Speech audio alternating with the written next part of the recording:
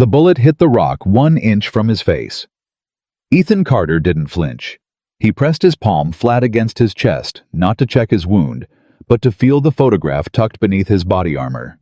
His daughter, 6 years old, missing her 2 front teeth, and every man around him was saying the same 3 words. We're done. We're dead. What nobody knew, what nobody on that mountain could have imagined, was that the most dangerous man in that entire valley wasn't pointing a gun at them. He was bleeding beside them, watching, calculating, and already deciding to do something that would rewrite every after-action report filed that night. Drop your city in the comments right now. I want to see how far this story travels. And if you're new here, hit that subscribe button. Trust me, you will not want to miss where this one goes. Nobody wanted to fly that night. Not because they were afraid. Fear wasn't something these men talked about, not out loud, not in the cramped, vibrating belly of a MH-60 Blackhawk, screaming low over mountain ridgelines at 110 knots in total darkness. These were Navy SEALs. Fear was something they had learned to fold up and bury somewhere deep, like an old letter you stopped reading years ago because reading it changed nothing. But the weather was wrong, and the intelligence was wrong, and somewhere in the back of every man's mind, something else was wrong too, something none of them could name, but all of them felt the way an old hunting dog feels a storm before the sky shows a single cloud. The mission brief had been clean enough on paper: a rescue operation. One American hostage, a defense contractor named David Hirsch, snatched from his vehicle 6 days ago during a routine supply run, currently believed to be held in a small compound somewhere in the mountains south of the valley. 8 operators. Fast insertion, fast extraction. 2 hours max, in and out, clean and quiet. Simple. It was never simple. Chief Petty Officer Marcus Webb stood at the front of the aircraft with a mission tablet strapped to his forearm, his voice cutting through the rotor wash with the flat authority of a man who had done this so many times. The tension in his body had settled into something that looked from the outside almost like calm. All right, listen up. He made eye contact with each man in turn the way he always did, not to check on them but to make them feel seen before things got loud. LZ is a flat clearing 400 meters north of the objective.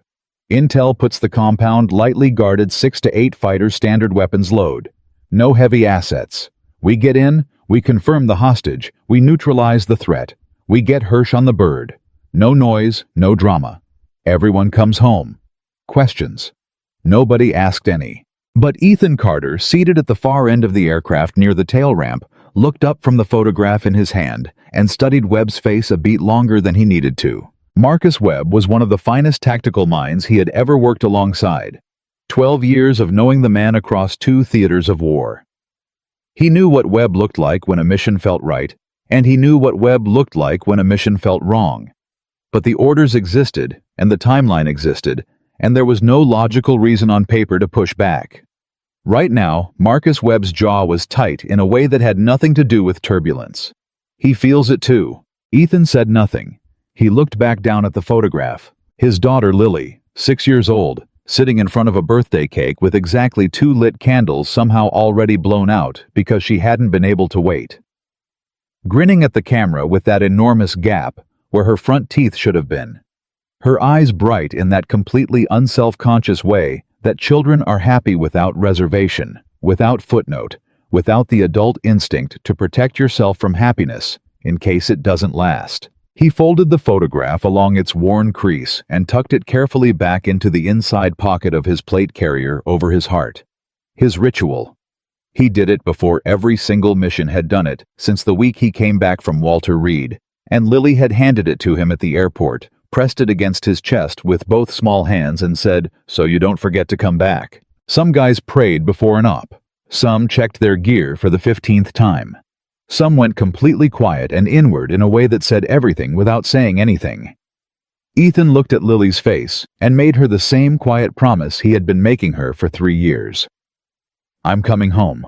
The man to his left was Petty Officer Second Class Derek Holloway, Dex, to everyone who'd known him longer than 20 minutes, which at this point was everyone on the team. 26 years old. From a small town outside Huntsville, Alabama, that he described as the kind of place where the biggest event of the year is when the dollar store gets a new freezer section. The kind of talker who filled silence because silence made him uncomfortable, who had once kept up a running commentary through 40 minutes of a night patrol in a way that should have been infuriating and somehow wasn't, because underneath the noise was someone genuinely paying attention. He nudged Ethan's arm. "You think it's going to be as clean as Webb's making it sound?" Ethan didn't answer right away. He was listening to something Dex wasn't. The pitch of the engines. The slight change in the aircraft's attitude during the last 2 course corrections. The way the crew chief had glanced once at the pilot's compartment and then looked quickly away. "No," Ethan said. Dex stared at him. "Wait, you serious? You don't think—" "I think Webb knows what I know. I think we should have our rifles up before our boots touch the ground." "Based on what your gut—" Ethan looked at him. "Yeah." Dex opened his mouth, thought better of it, closed it. He had worked with Ethan Carter long enough to understand that when that man said "yeah" in that particular quiet tone, he wasn't being dramatic. He was reporting a fact from a place inside himself that Dex didn't entirely understand, but had learned to respect completely. The crew chief's arm shot up, fingers spread. 5 minutes. Every man in the aircraft went quiet in his own way. Magazines double-checked. Night vision mounts adjusted. Senior Chief Carl Morrison. Papa Bear, 15 years and more combat jumps than anyone on the team, and built like someone had assembled a fullback out of spare battleship parts, sat with his eyes closed, breathing in and out through his nose with the slow discipline of a man who was not praying and was not sleeping, but was doing something in between that had no name in any language Ethan knew. Ethan watched them all. His team. These specific men who had trained with him and eaten with him and stood in the dark with him so many times that their movements had become a kind of language he understood without thinking.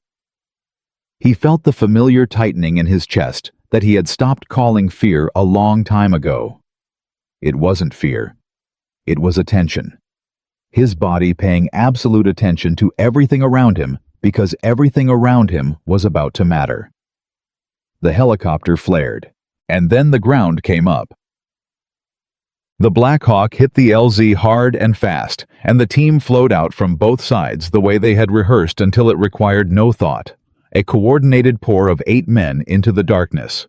Rifles up NODs, scanning movement automatic. Ethan was last off the ramp.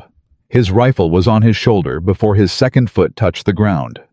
He swept his sector in a slow arc, smooth and deliberate the way he'd been trained, and the way his body now defaulted without conscious instruction. The clearing. Dark. Still. Too still. No insects, no night birds. That particular absence of sound that the mountains made when something had scared every living thing into silence. He caught something on the southern ridgeline high ground to the southeast, a flicker of something against slightly lighter sky. There and gone. The kind of movement you didn't see unless you were already looking. Unless you'd spent 16 years training yourself to look at the space between things, not just the things themselves. He keyed his radio. Webb South Ridge possible. The RPG came from the north. It came fast, and the impact sound wasn't what people expected. Not an explosion exactly, more like a detonation followed immediately by everything happening at once, because the round hit the Black Hawk's tail rotor assembly, and the aircraft didn't explode dramatically. The way it did in films. It failed, the rotor system gone, the tail swinging, the whole machine rotating and pitching. And then it was down, and it was burning. And it was all happening in the same second that the first automatic weapons fire opened up from the tree line. 3 separate positions, then 5, then too many to track. Ethan was already moving. He grabbed Dex by the collar hard and got both of them behind a boulder that was barely large enough to cover 2 men and was going to have to be enough. He registered the incoming fire pattern with the part of his brain that never stopped working. The cadence, the angles, the overlap of fields of fire. This wasn't a reactive ambush, men panicking and opening up too early. This was organized, triggered on a signal. Every position already zeroed on the LZ before the helicopter crossed the ridgeline. We flew straight into this. Webb's voice cut through on the radio sharp and flat. Contact all sides Alpha and Bravo, collapse on my position. Move now. Ethan moved. He came around the left edge of the boulder, fired twice at a muzzle flash 40 meters to his left, didn't wait to confirm, and sprinted across 20 meters of open ground toward the wrecked aircraft. He could see the pilots still in the cockpit. One of them was moving. Carter Dex behind him, voice going up. "Get Morrison. Tell him the South Ridge is the problem. Go." The co-pilot warrant officer. Gavin, a kid. Ethan had flown with twice before. Good pilot always had a Snickers bar. Somewhere in his flight suit was conscious, but his left leg was gone at the joint, and he was conscious enough to know it, which meant he was also going into shock. Ethan got under both his arms, lifted him the way you learn to lift men. You need to move fast, and pulled him clear of the burning aircraft. Rounds were hitting the fuselage above his head close enough that he heard the metal tear. He kept moving. Movement was the only answer. Movement was always the only answer. He got Gavin behind a crumbled section of rock wall. He went back for the pilot. The pilot was already dead. He stood there for 1 second only, because that was all he allowed himself. Because if he stood there longer than 1 second, the weight of it would slow him down, and he could not be slowed down. And then he turned and went back to his team. They consolidated behind a stone wall that had once been part of something, a building, a terrace, impossible to tell, roughly 60 meters from the LZ. The helicopter was burning now, which was both terrible and tactically useful, because it gave the enemy a reference point they were no longer occupying. Webb took count. 7. 1 short. "Who are we missing?" Ethan said. A pause that answered before anyone spoke. "Rodriguez." Morrison's voice was controlled the way a mountain is controlled. Enormous pressure, finding the smallest possible exit. "West side when the bird went down." Torres saw it. Torres was a quiet man from Albuquerque who had said perhaps 45 words on the entire flight over. He said nothing now. He didn't need to. The way he looked at the ground when Rodriguez's name was spoken said everything that couldn't be said out loud, with the mission still ongoing, and 7 men still alive who needed every thought to be about what came next. Nobody allowed themselves a moment. Nobody could. Webb was already on the satellite radio. He pulled the handset from his ear and looked at it with an expression that Ethan had never seen on that man's face before. It was the expression of someone who had just discovered that the one tool they absolutely required was broken. "We're being jammed," Webb said. "Active jamming. Full spectrum." The silence after that was different from other silences. Dex broke it because Dex broke silences. "So we've got no comms, no bird, 1 man down, 2 wounded." He looked at Gavin, who was drifting in and out against the wall. 3 wounded, and we're still under fire from positions we can't see in the dark." "That's correct," Webb said. "And Hirsch is still in the compound." "Yes." Dex stared at him. His hands had gone still, which was unusual for Dex, whose hands were always doing something. "So, what's the plan, Chief?" Webb looked around the position.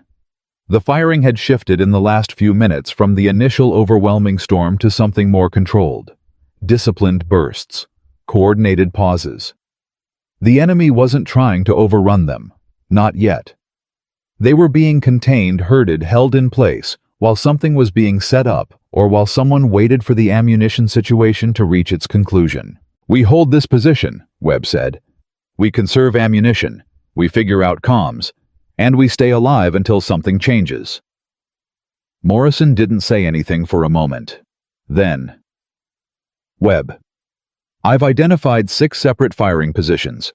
South Ridge is occupied. Northern approach is covered eastern. Draw is cut off. At least 40 shooters, probably more. Whoever planned this knew exactly where we were going to land." He let that sit. This wasn't a patrol stumbling onto our LZ. This was built for us. The words went through the team like a current. Built for us. "I know," Webb said. He said it quietly. Quietly enough that in almost any other situation it would have been missed. But there wasn't enough ambient noise in that moment. The firing had paused in one of its coordinated lulls, and every man there heard it. "I know." And Ethan understood with complete clarity what those 2 words cost Marcus Webb to say. This was a man who had never once in 10 years of Ethan knowing him admitted to a situation he didn't have a solution for. And right now, crouched behind a failing perimeter, with ammunition going down and communications gone, he was saying out loud what his body had been saying since before the helicopter left the airstrip. "We have a problem I don't know how to solve." Ethan sat with his back against the wall and closed his eyes. Not because he was surrendering to anything, because this was how he thought. He shut down input and ran the battlefield behind his eyelids the way a chess player runs combinations, not the physical terrain, but the geometry of it, the angles, the logic. The South Ridge, high ground, complete line of sight to every position in the valley below. If you controlled that ridge, you could see everything, direct everything. You would know before any attack where it was going and what counter to apply. Someone up there was doing exactly that, and if that someone was gone, if the eye that was reading the battlefield and directing the response was removed, the coordination that made 40 men dangerous would start to decay. Not immediately, not completely, but enough. Enough to create uncertainty. Enough to create gaps. One man in the right position could change the geometry of everything. He opened his eyes. "Webb," he said. "What?" "Someone is running this from the South Ridge, command element, one man, maybe two with comms. Every firing position down here is responding to direction. You've seen it, the pause pattern, the coordinated shifts. That's not instinct, that's instruction." Webb studied him. "You think you can see a command element from here?" "I can see the pattern, and the pattern says the ridge." Morrison pulled a field dressing tighter on Torres's shoulder and looked up. "Getting to that ridge means crossing 200 meters of open ground with no cover except a drainage channel that runs maybe 60% of the way, in the dark, under active fire from multiple positions." He paused. "That's not a plan, Carter. That's something else."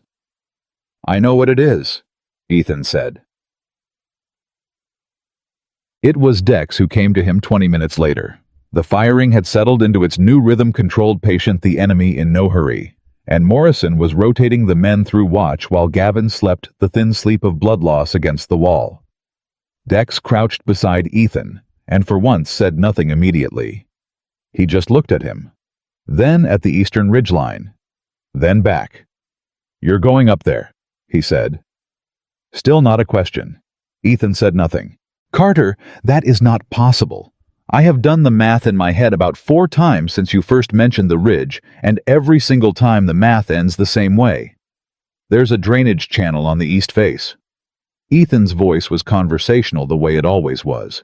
The quieter the situation was not the quieter Ethan Carter's voice became. "Enough cover for 60% of the climb. Maybe more if I stay low and move in their pause windows. And the other 40%. Silence. "Carter." Dex moved closer, dropped his voice completely. "You have a daughter, 6 years old. The photo you look at before every single op. Lily." He said her name deliberately, the way you say a name when you need it to land. "She already lost her mom. You go up that ridge and don't come back. What does she have?" Ethan turned and looked at him then. Full direct attention, the way Ethan Carter looked at things when he was deciding how truthful to be. "She has my promise," he said. "And right now my promise to come home and my job of making sure every man on this team comes home are the same thing. If I stay behind this wall, I'm watching everyone's ammunition go down until we can't hold a position. And then we're not making any promises to anyone." Dex stared at him. "The ridge," Ethan said. "Don't tell Webb until I'm moving. By the time he can order me back, it won't matter." "And if you don't make it up?" Ethan checked his rifle. Checked his ammunition, 2 full magazines, 1 partial. Not much. But he wasn't planning to spray and pray. Every round had a specific purpose already. He looked at the photograph one more time. Didn't unfold it. Just pressed his palm against the plate carrier and felt the slight thickness of it. That 1/4 inch of folded paper that had been in more terrible places than he could count, that had survived things that survival reports barely described, that his daughter had pressed against his chest with both small hands at an airport in Tampa 3 years ago and said, So you don't forget to come back. Watch for my signals, he said to Dex. When you see the heavy weapon go silent first, that's your cue. Push the team east. Take Morrison and everyone who can move. Break the encirclement on the east side while they're confused. He looked at Dex directly. Don't wait for me. Carter, don't wait. He said again, and his voice left no room for argument the way it rarely did because Ethan Carter rarely needed to say anything twice. Dex held his gaze for a long moment. He was 26 years old and had seen things in 4 years of service that would have undone most people. And right now, his face was doing something very specific. The thing faces do when someone you care about is telling you something you understand is right and cannot stand to hear. You know what's crazy, Dex said finally. What? I believe you. I actually believe you're going to go up that ridge and do something impossible and come back. I don't know why I believe that.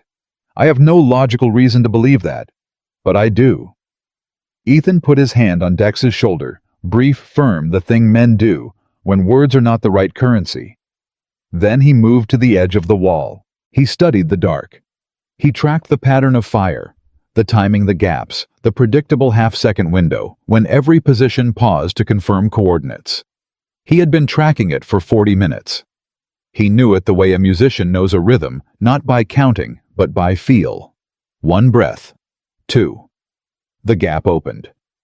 Ethan Carter stepped out of cover and moved into the dark, and he did not look back because looking back was not something he allowed himself. Morrison was the first to notice. He did his count rotation and came up short. He looked at the right end of the wall where Ethan had been. Empty. He looked at Dex. Dex was staring at the eastern ridgeline with his jaw set and his hands completely still. Holloway. Morrison's voice was low. Where is Carter? Dex didn't answer immediately. The firelight from the burning helicopter moved across his face in slow pulses. He's gone, Chief. Morrison stared at him. Gone where? Dex turned. He looked at Morrison, at this man who had 15 years in, who had seen more things than most human beings were designed to absorb, who was probably the steadiest person Ethan Carter had ever stood in a bad place beside, and he said the only thing there was to say. He went to fix it. Morrison held his gaze. 3 seconds. 4. Then he turned to the men on the line. His voice was absolute.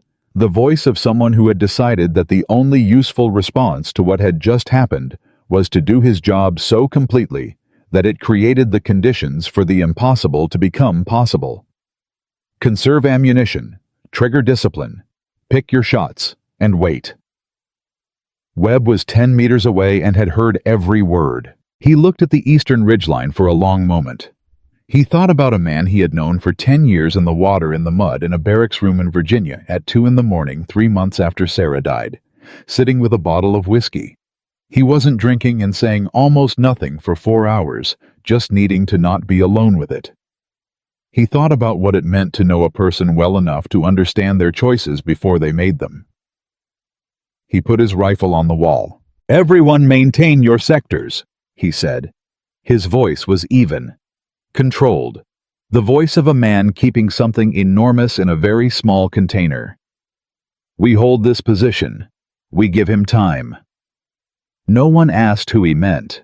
The mountain held its silence for a moment, and somewhere out there in the dark, moving through a drainage channel that barely covered a man his size, climbing exposed ground between coordinated bursts, carrying 2 magazines, 1 partial, a rifle, and a photograph of a 6-year-old girl with a gap where her front teeth should have been. Ethan Carter was keeping his promise, the only way he had ever known how. 1 step at a time. In the dark. Alone. The drainage channel was exactly what Ethan had said. It was barely enough cover for a man his size.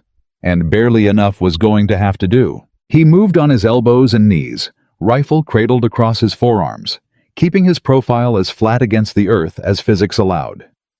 The rocks underneath him were the sharp kind, the kind that found the exact gap in your gear every single time, and the cold had settled in deep, the way mountain cold always did, The kind that didn't announce itself dramatically, but simply worked its way through your clothing over time until your fingers started to feel like they belonged to someone else. He didn't think about the cold. He thought about the pattern. Every 45 seconds, give or take, the fire from the eastern position went to a lull. Not a full stop. Never a full stop. Because the men up on that ridge were disciplined. And disciplined, fighters didn't fully stop. They rotated. But the lull was real. Maybe 12 seconds. Maybe 15. Long enough for a man who knew what he was doing to cover ground. He had been counting since before he left the wall. The first lull came, and he moved fast, covering 15 meters before he went flat again. His heart was driving hard in his chest, and he let it. Fighting your heartbeat in moments like this only made it worse. You acknowledged it, you breathed through it, and you kept working. 30 seconds of stillness. Then he heard something he hadn't expected. Voices, not distant. Not from the ridgeline above. Voices maybe 20 meters to his right, somewhere in the dark below the channel. Two men moving with the particular kind of confidence that came from believing you owned the terrain completely. They were speaking in short, clipped exchanges, coordination talk, the kind you used when you were positioning for something specific, not just patrolling. Ethan went completely still. He controlled his breathing with the absolute precision of a man who had spent 16 years learning that stillness was its own form of action. He could feel his own pulse in his temples. He focused on slowing it down by increments, not by wanting it slow, but by breathing in a way that gave his body the signal that nothing required panic. It was a technique his first instructor had called the liar's breath, because you were lying to your nervous system about how much danger you were in, and your nervous system believed you if you did it right. The voices moved, north, away. He gave them 40 seconds, then he moved again. By the time he reached the end of the drainage channel where the cover ran out and the open slope began, he had been moving for 11 minutes. He knew this because he tracked time automatically, the way certain people track distances walked or stairs climbed, the kind of counting that happened without effort, because it had become a necessity so many times that it became instinct. He pressed himself flat at the channel's edge and looked up the slope. This was the 40% that Dex's math couldn't solve. It was exposed. Not completely. There was a scatter of boulders partway up, and the darkness was working in his favor, but exposed enough that anyone watching the slope from the right angle would see movement. And right now, somewhere above him, someone was absolutely watching every angle. He reached inside his plate carrier. Not for the photograph this time. This was tactical, not emotional. He pulled out a small piece of dark cloth he carried for exactly this kind of situation and wrapped it around the one reflective piece of hardware on his rifle that he always meant to tape down and never got around to. Then he pressed his cheek against the stock and looked up the slope one more time with the cold, patient eye of a man making a calculation that had no room for sentiment. He went. He moved fast and low the way you move when speed is your only available cover, angling for the first boulder cluster with everything he had. And the thing about moving fast under fire in the dark is that the universe compresses. There is no past and no future.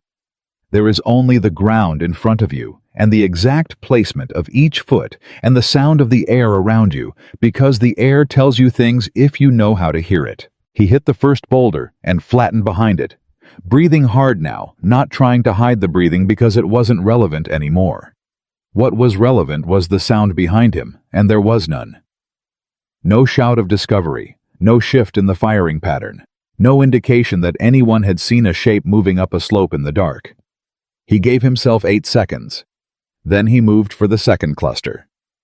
He was halfway there when the world lit up. Not gunfire. Something worse. A flare shot from the northern position arcing up and over the valley and casting that specific terrible white light that turned everything below it into a shadow theater. Ethan Carter did the only thing you could do when a flare went up during an exposed climb. He stopped, dead still. Face down body, pressed against the slope, completely motionless, because motion was what the eye caught in flare light, and if he did not move, he was a rock, and rocks were not interesting. The light lasted 22 seconds. He counted every one of them the way you count seconds when your life is the stakes. Then darkness came back, and he moved again and made the second cluster without incident. And when he pressed himself against the rock, his hands were shaking from adrenaline, and he gripped his rifle tighter until the shaking settled, and he breathed the liar's breath, and he kept going. He reached the ridgeline 23 minutes after leaving the wall. What he found there changed everything he thought he knew about the size of this problem. He had estimated 40 fighters based on the patterns he'd tracked from below. Maybe 50 if the satellite imagery was accurate about the valley's capacity.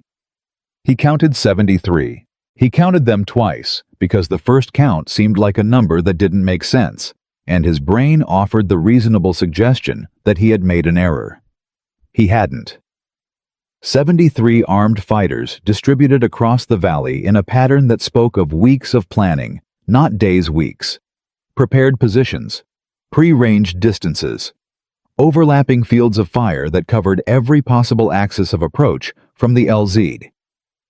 Pre-positioned ammunition supplies at the 3 major firing points. This wasn't a reaction to the mission. This was the mission.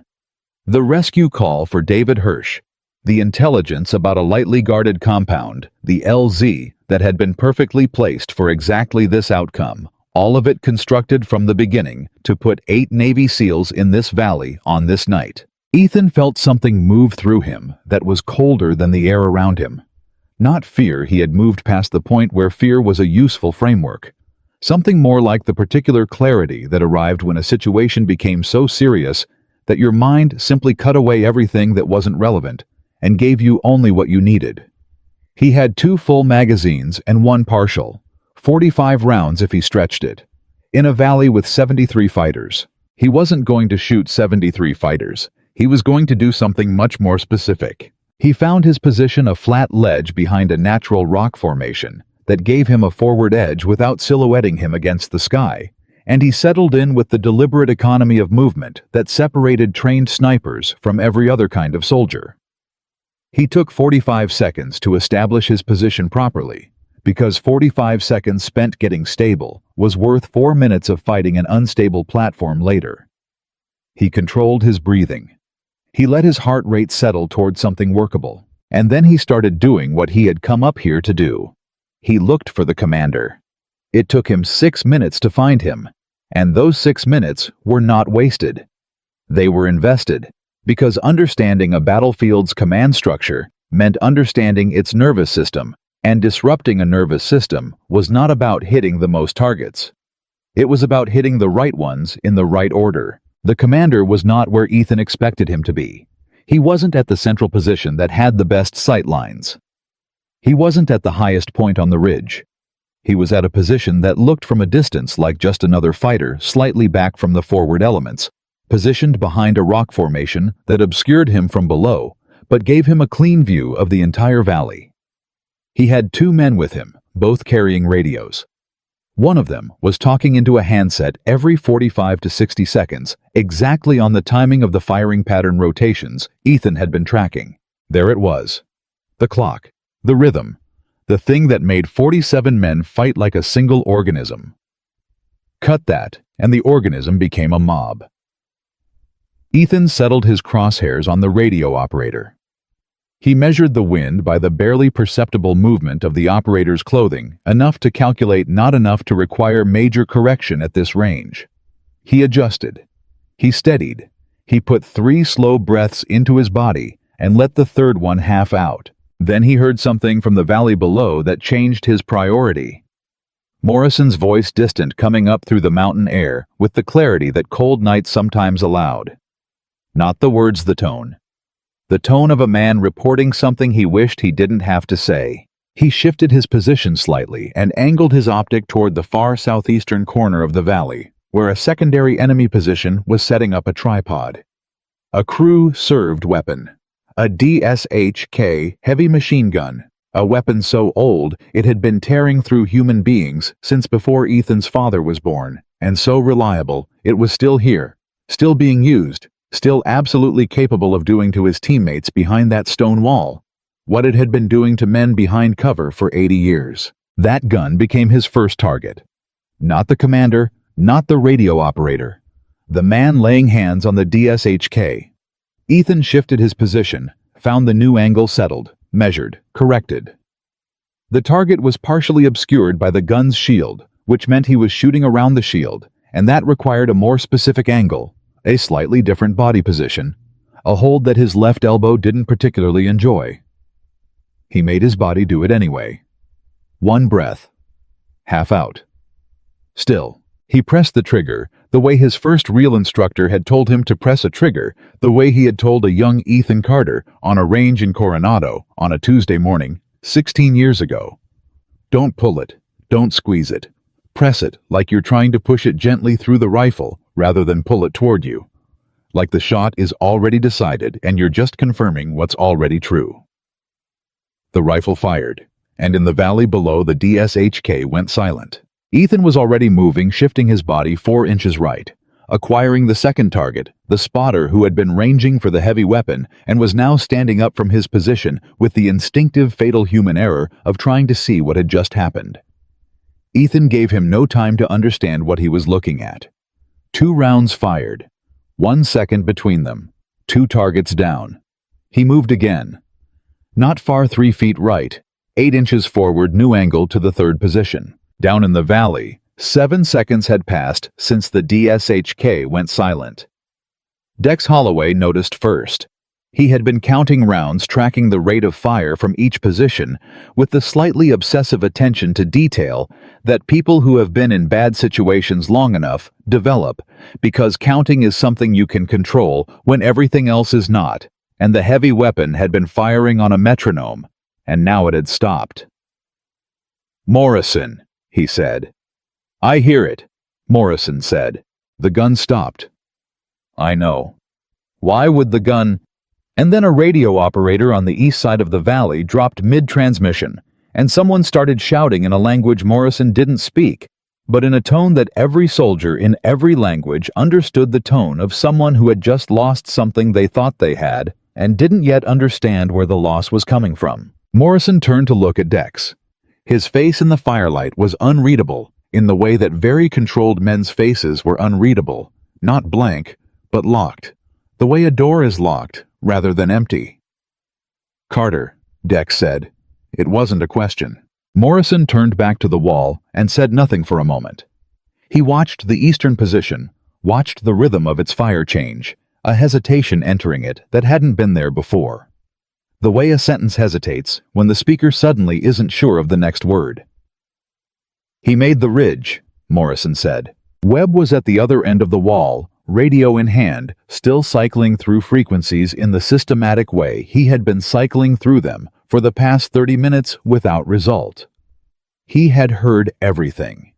He set the radio down carefully, because he wanted to slam it against the rock, and knew that was neither useful nor the kind of thing a chief petty officer did in front of his men, and he looked at Morrison. "How many rounds did he take up there?" Dex looked at the ground. 2 mags, 1 partial. Webb's expression did something complicated and then settled back into neutral so fast that if you hadn't been watching for it, you wouldn't have caught it. He went up a ridge with 70-some armed fighters with 2 magazines and a partial. "He said it was enough," Dex said. "For what?" "He said he wasn't going to shoot everyone. He was going to break the pattern." Webb stared at him. There was a quality to how Webb looked at people when he was deciding whether to be angry with them that Dex had experienced twice in his career and had no interest in experiencing a third time. But this time, the look moved through whatever it was going to be and arrived somewhere else. Somewhere that looked, if Dex had to name it like a man revising his assessment of a situation in real time. "Break the pattern," Webb said. That's what he said. Webb turned back to the wall. His hands found his rifle. His eyes went to the ridge. He watched the darkness up there that was the same darkness everywhere and gave no visual indication of anything, and he said almost to himself very quietly, "You brilliant crazy son of a—" Another shot from the ridge, and this time Dex saw the result.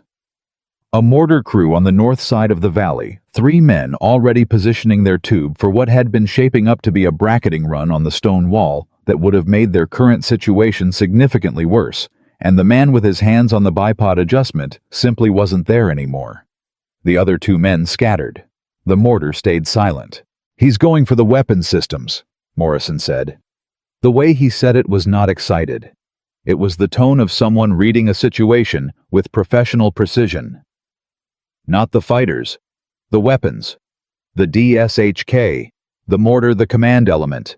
He's dismantling the infrastructure." "How many rounds does he have left?" Torres asked. It was the most words Torres had said in 2 hours. Nobody answered. Because nobody knew, and calculating the answer led to a place none of them wanted to sit with openly. Up on the ridge, Ethan Carter had 7 rounds left in the current magazine. He was also bleeding. He hadn't noticed immediately, because he'd been focused on the mortar crew and the rate of fire from 3 positions simultaneously, and in the kind of concentrated state he'd been in, the body's reporting of non-critical damage sometimes arrived late. It arrived now, a burning, along his left side, below the plate carrier, where a round had found the gap between his armor and his belt, and done something unpleasant to the skin and tissue there. A graze, probably. Maybe something more. He pressed his left forearm against it as he moved to a new position and felt the wetness, and registered that fact, and filed it under "deal with later," because later was the only category available to him right now. He had work to do. The commander. The man with the 2 radio operators. He had been tracking the commander's movements, and the commander had been moving. Which was smart, because a commander who stayed in one place on a contested battlefield was a dead commander eventually. But his movements followed a pattern. The way most people's movements followed patterns, even when they were trying not to, because pattern was human, and breaking pattern required constant conscious effort that was very difficult to maintain when you were also trying to manage a complex firefight. The commander returned to his primary position every 4 minutes. He had done it twice since Ethan arrived on the ridge. That meant he was going to do it again, probably within the next 90 seconds. Ethan settled in on the primary position and waited. Waiting was the part that most people couldn't do. Not the shooting. The shooting was the brief, almost mechanical part that lasted less than a second. The waiting was the job. The waiting was what separated the men who could do this from the men who thought they could. Because waiting required you to stay absolutely still and absolutely focused while your body burned with the need to do something.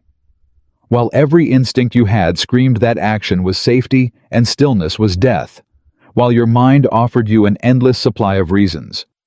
Why now was the time to move to adjust to do something, anything, rather than lie here and breathe and wait? Ethan breathed and waited. 62 seconds. The commander appeared at his primary position. Ethan had spent 6 minutes building his understanding of this man, the way he held his radio, the angle at which he stood relative to his cover, the particular habit he had of resting his left hand on his knee when he crouched. Small things. The kind of things that became large things when someone was constructing a precise mechanical solution to a physics problem. He pressed the trigger. The shot was good. He knew it was good before the result confirmed it, because there was a feeling in a well-executed shot that existed in the half-second before confirmation, a rightness in the way the rifle had moved, and the way his body had maintained its position, and the way the trigger had broken exactly as intended. The commander went down. What happened next in the valley below happened faster than Ethan had expected. In a well-trained military unit, the loss of a commander was painful, but survivable. Command-transferred operations continued, the machine adapted, but in a force that had been functioning because one man was holding its coordination together through radio contact and pattern discipline. The loss of that man was like cutting the main nerve of something living. You didn't get orderly transfer of command, you got confusion. You got the second in command getting on his radio and not getting the response he expected. You got position leaders looking at each other instead of at their targets.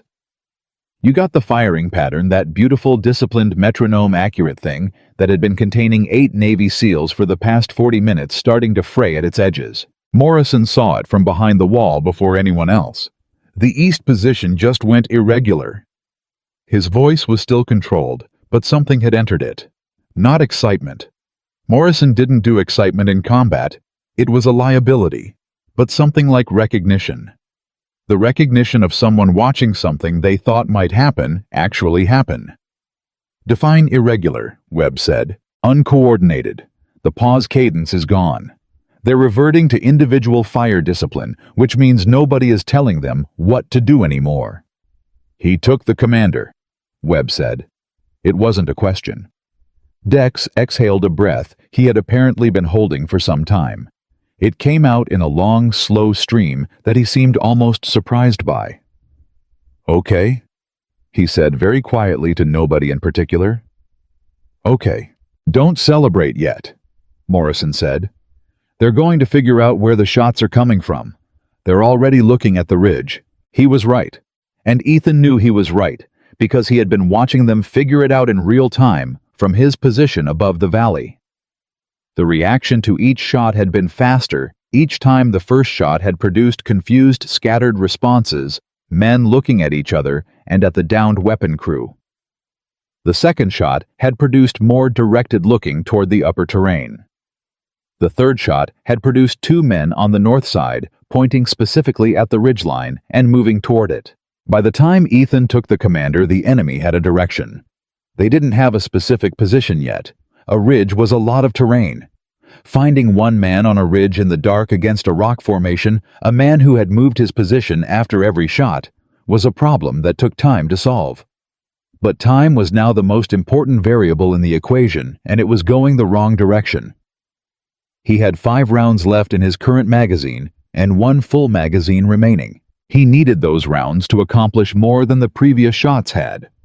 Below him, the valley's rhythmic destruction of his teammates was degrading from a coherent assault to something more fractured, positions firing at different tempos, the mortar still silent, the heavy weapon silent, the radio communications disrupted. But disrupted wasn't destroyed. There were still 71 armed fighters in that valley. They still had overwhelming numbers, and they were now almost certainly angry. Angry fighters who felt they were being ambushed from above were in some ways more dangerous than disciplined fighters following a coordinated plan. They would move. They would stop being patient. They would push, and in pushing, they might cover angles that their previous positions hadn't covered. Ethan needed to give his team a window. Not a long window. Not a perfect window. Just a window. He moved to a new position, 8 meters right lower on the ridge by 2 feet new angle on the valley floor, and identified his remaining priority targets. 2 radio operators who were still functional, still relaying whatever they could relay to whoever was listening. A second weapons crew that had moved up from reserve with what appeared to be an RPG launcher and was currently setting up 40 meters from where the DSHK had been. And a position on the eastern draw that was the primary obstacle to the breakout route he had described to Dex before leaving. He started with the RPG crew. The shot was harder. From this angle, more environmental factors, a slight upward cant to the shooter's position that required compensation, the target partially behind the remains of a wall. He took an extra 4 seconds on this one, which felt like an eternity. When the shot broke, one of the 2-man crew went down and the other one dropped the launcher and ran, which was exactly what Ethan wanted, not because a running man was a dead man, but because a running man was a man who was not operating a weapon that could put a round through the stone wall his teammates were hiding behind. That left 4 rounds and 2 radio operators and 1 fortified position on the eastern draw. The first radio operator was moving, had been moving since the commander went down, cycling through positions in a way that suggested whoever was on the other end of that radio was telling him to relocate, that they understood snipers targeted communications. Smart. But Ethan had been watching the pattern, and the pattern of a man moving under instruction was still a pattern because the instruction was coming from a source that had its own pattern. He waited. The radio operator appeared at the position Ethan had calculated and stayed for the 3 seconds he needed. 3 rounds. The second radio operator went differently. He had stopped moving entirely, which was either panic or the result of an order Ethan couldn't hear, and was crouched behind a boulder with his handset at his ear, but his upper body was at an angle that exposed the back of his shoulder above the boulder's edge. Ethan took the shot. The operator went forward. Not down forward. Arms out the specific way that told Ethan the round had hit the upper back. He might survive. He might not. What he absolutely was not going to do in the next several minutes was operate a radio. 1 round left in this magazine, and the eastern draw position was still manned. 3 fighters dug in, covering the only viable breakout corridor that gave the team a chance at reaching the compound, completing the hostage rescue, and getting themselves to a point where extraction was possible. 3 fighters in a fortified position. 1 round. The mathematics of this were not good. He switched magazines, the last full 121 rounds. The click of the magazine seating was the loudest sound in his private world for a half second, and then his finger came back to the trigger and he went back to work, and he did not allow himself to think about what 1 magazine meant in terms of how much time he had left to operate before the men coming up the ridge from the north side arrived at his position and the situation changed into something with entirely different geometry. Back at the wall, something was shifting. Morrison had been watching the eastern draw. He'd been watching it the way he watched everything, with the same deliberate attention he brought to everything, the kind that didn't accelerate or dramatize, just registered and processed and reported. "East position," he said. 2 of the 3 just repositioned back. "Back where?" Webb said. "North, away from the draw." A pause. "1 still on the draw, but the other 2 are responding to something behind them." Webb looked up at the ridge. He couldn't see anything. It was dark, and the ridge was dark, and there was nothing up there that gave away a man who didn't want to be seen. But he had known Ethan Carter for 10 years, and what he was seeing in the valley below was exactly what Ethan would do, in exactly the order Ethan would do it. Weapons first, command second, communications third, and now the eastern draw. "He's opening a door," Webb said. Morrison looked at him. "He's opening a door for us," Webb said again, and now his voice had changed. Not excited, because Webb didn't do excited in the field, but deliberate. Decided. The voice of a man who had just received the information he needed to make the decision that had been waiting. He turned to the team. Morrison first, then Torres, then the others. He looked at Gavin, who was more conscious than he'd been an hour ago, and had his rifle in his hand with the specific stubbornness of a man who had decided he was going to be useful regardless of what his body had lost tonight. "Gavin, you're with me. Morrison takes point. Torres, you and Dex cover the left flank. We move in 2 minutes." He paused. "We're going to the compound. We're getting Hirsch, and we are getting every man on this team out of this valley." He looked at each of them in turn, the way he always did before things got loud, the way that said, "You are seen, and I am with you." "Any questions?" Silence. Not the helpless silence of earlier. A different kind.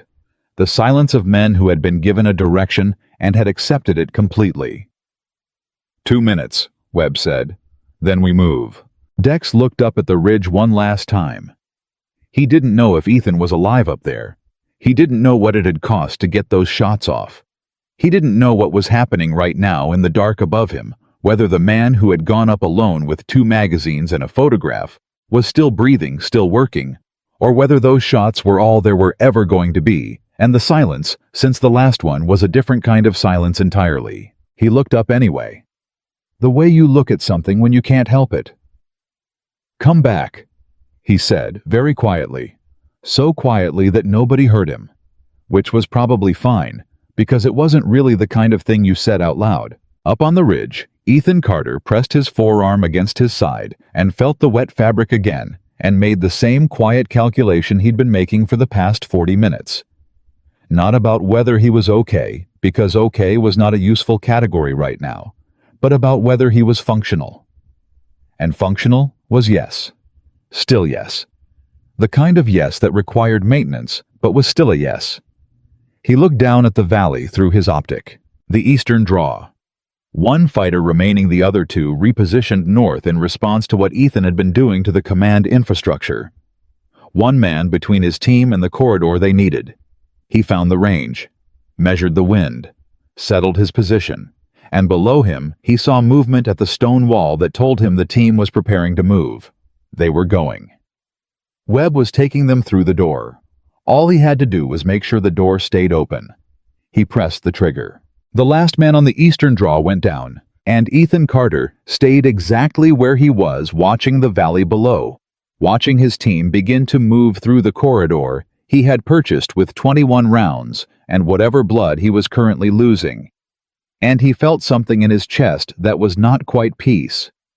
The situation was far too unresolved for peace, but was something in the same family, something adjacent.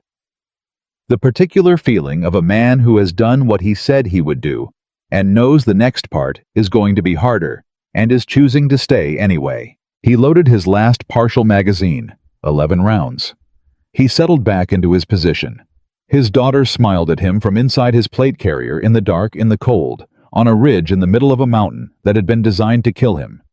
He kept working. The 11 rounds in Ethan's last partial magazine were the most valuable 11 rounds on that mountain, and he needed to be precise about that.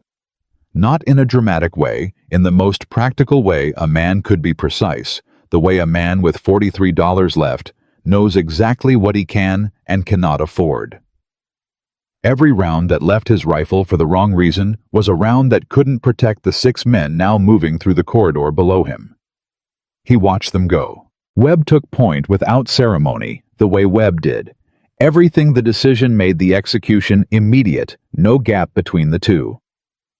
Morrison fell in behind him, with Gavin tucked between them, Gavin's left hand pressed against his own side, and his rifle in his right, with the specific determination of a man who had decided his injuries were not going to have a vote tonight. Torres was on the left flank.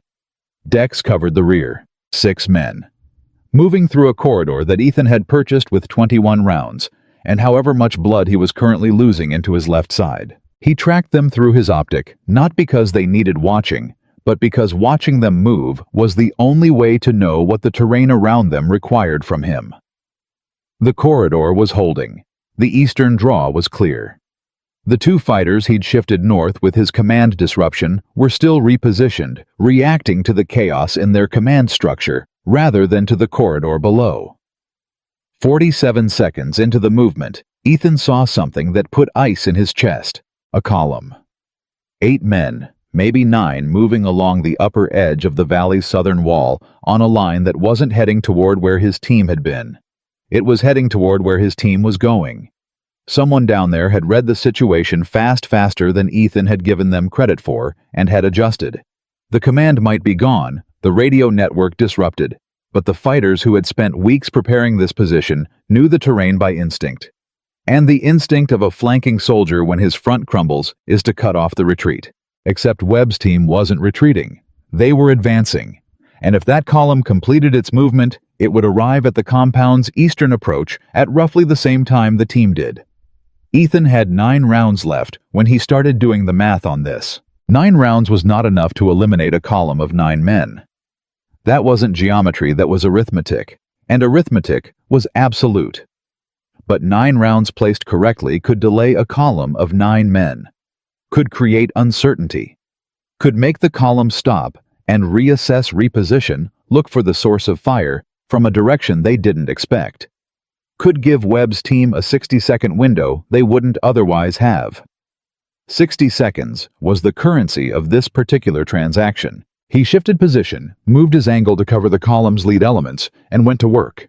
The first shot dropped the lead man, and the column stopped. It stopped the way columns always stopped when the lead man went down without warning.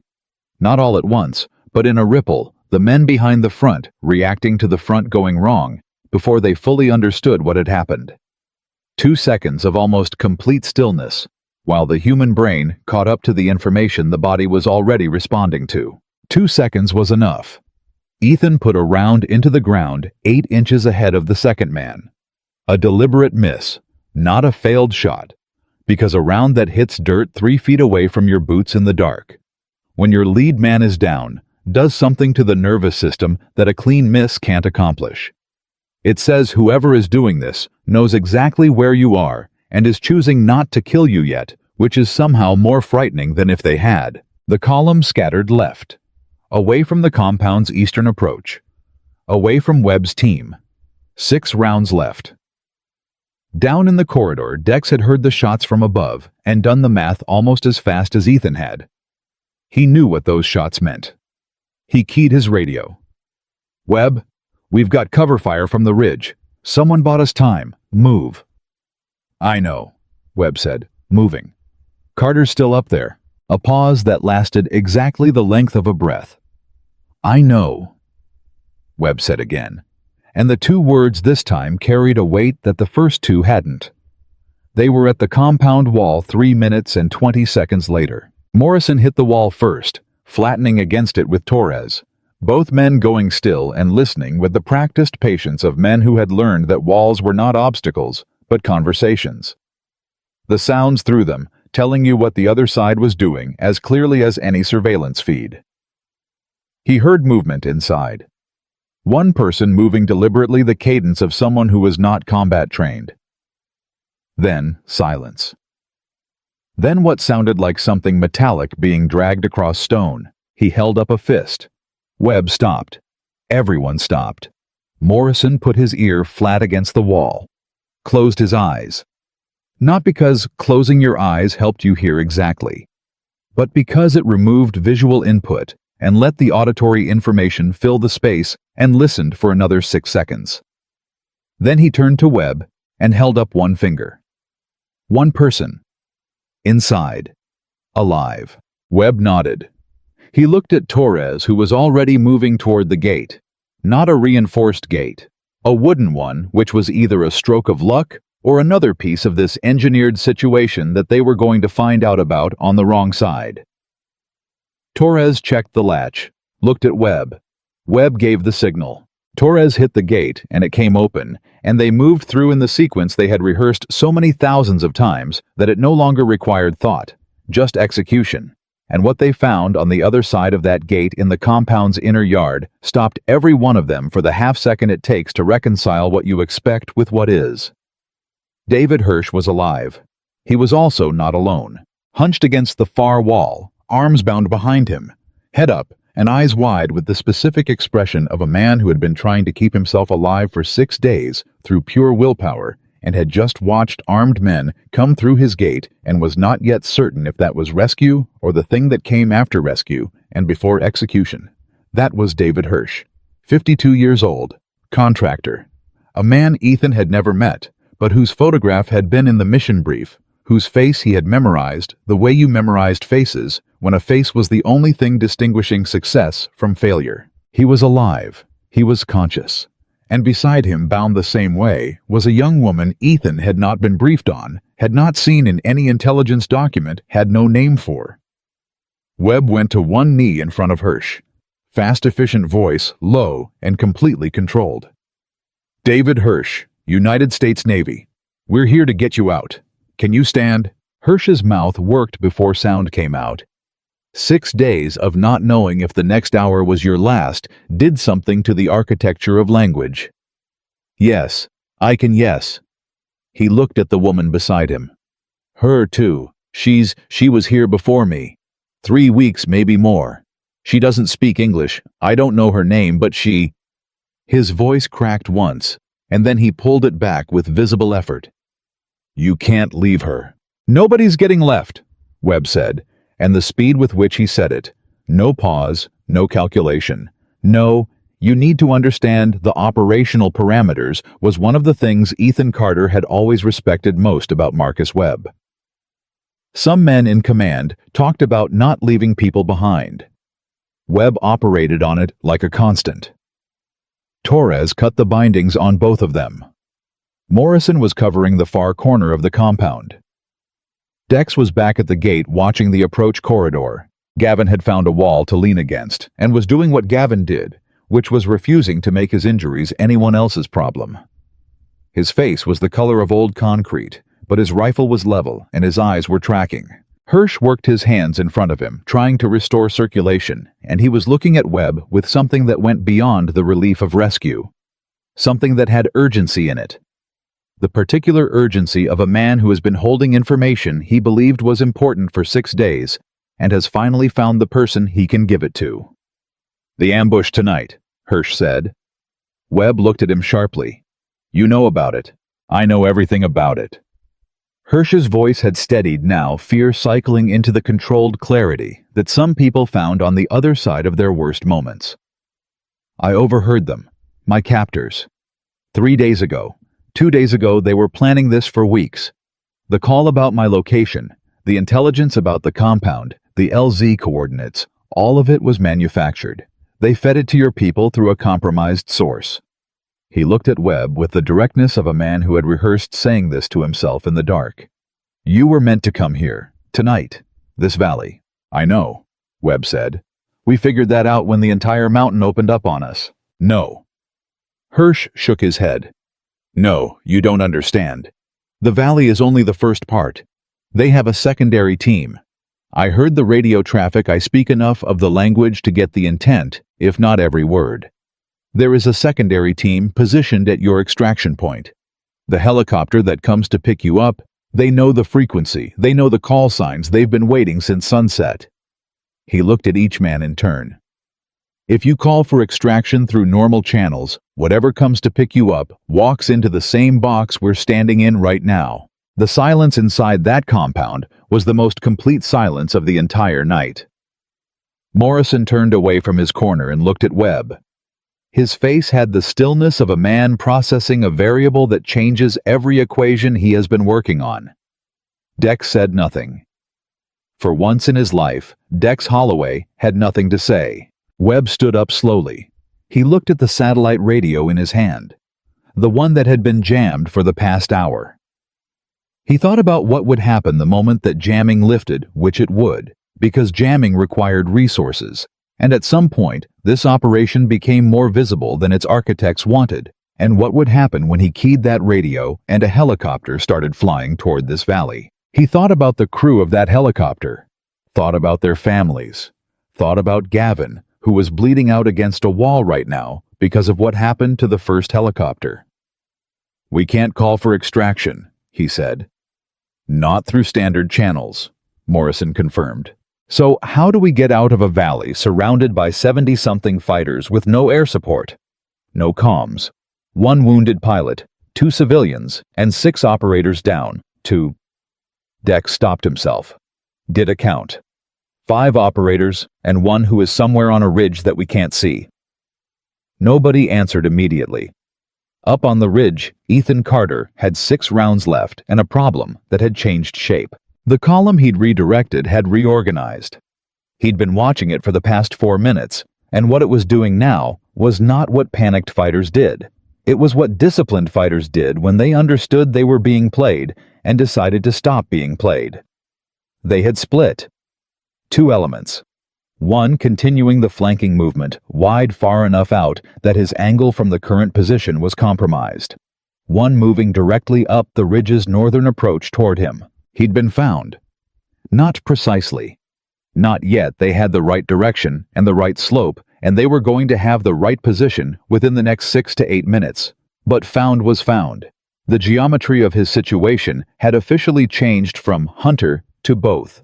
5 rounds. He ran the numbers on staying in position versus moving. Staying gave him the sight lines he needed on the compound and the valley approaches, but in 6 minutes, it gave him an enemy contact that his 5 rounds could not resolve. Moving meant losing his sight lines, losing the angles he had spent 23 minutes building, an understanding of losing the eye that had been watching the battlefield for his team. He made the decision the way he made all decisions, fast and without drama, because drama was a luxury that belonged to people who had time. He moved. He went lower on the ridge, not higher.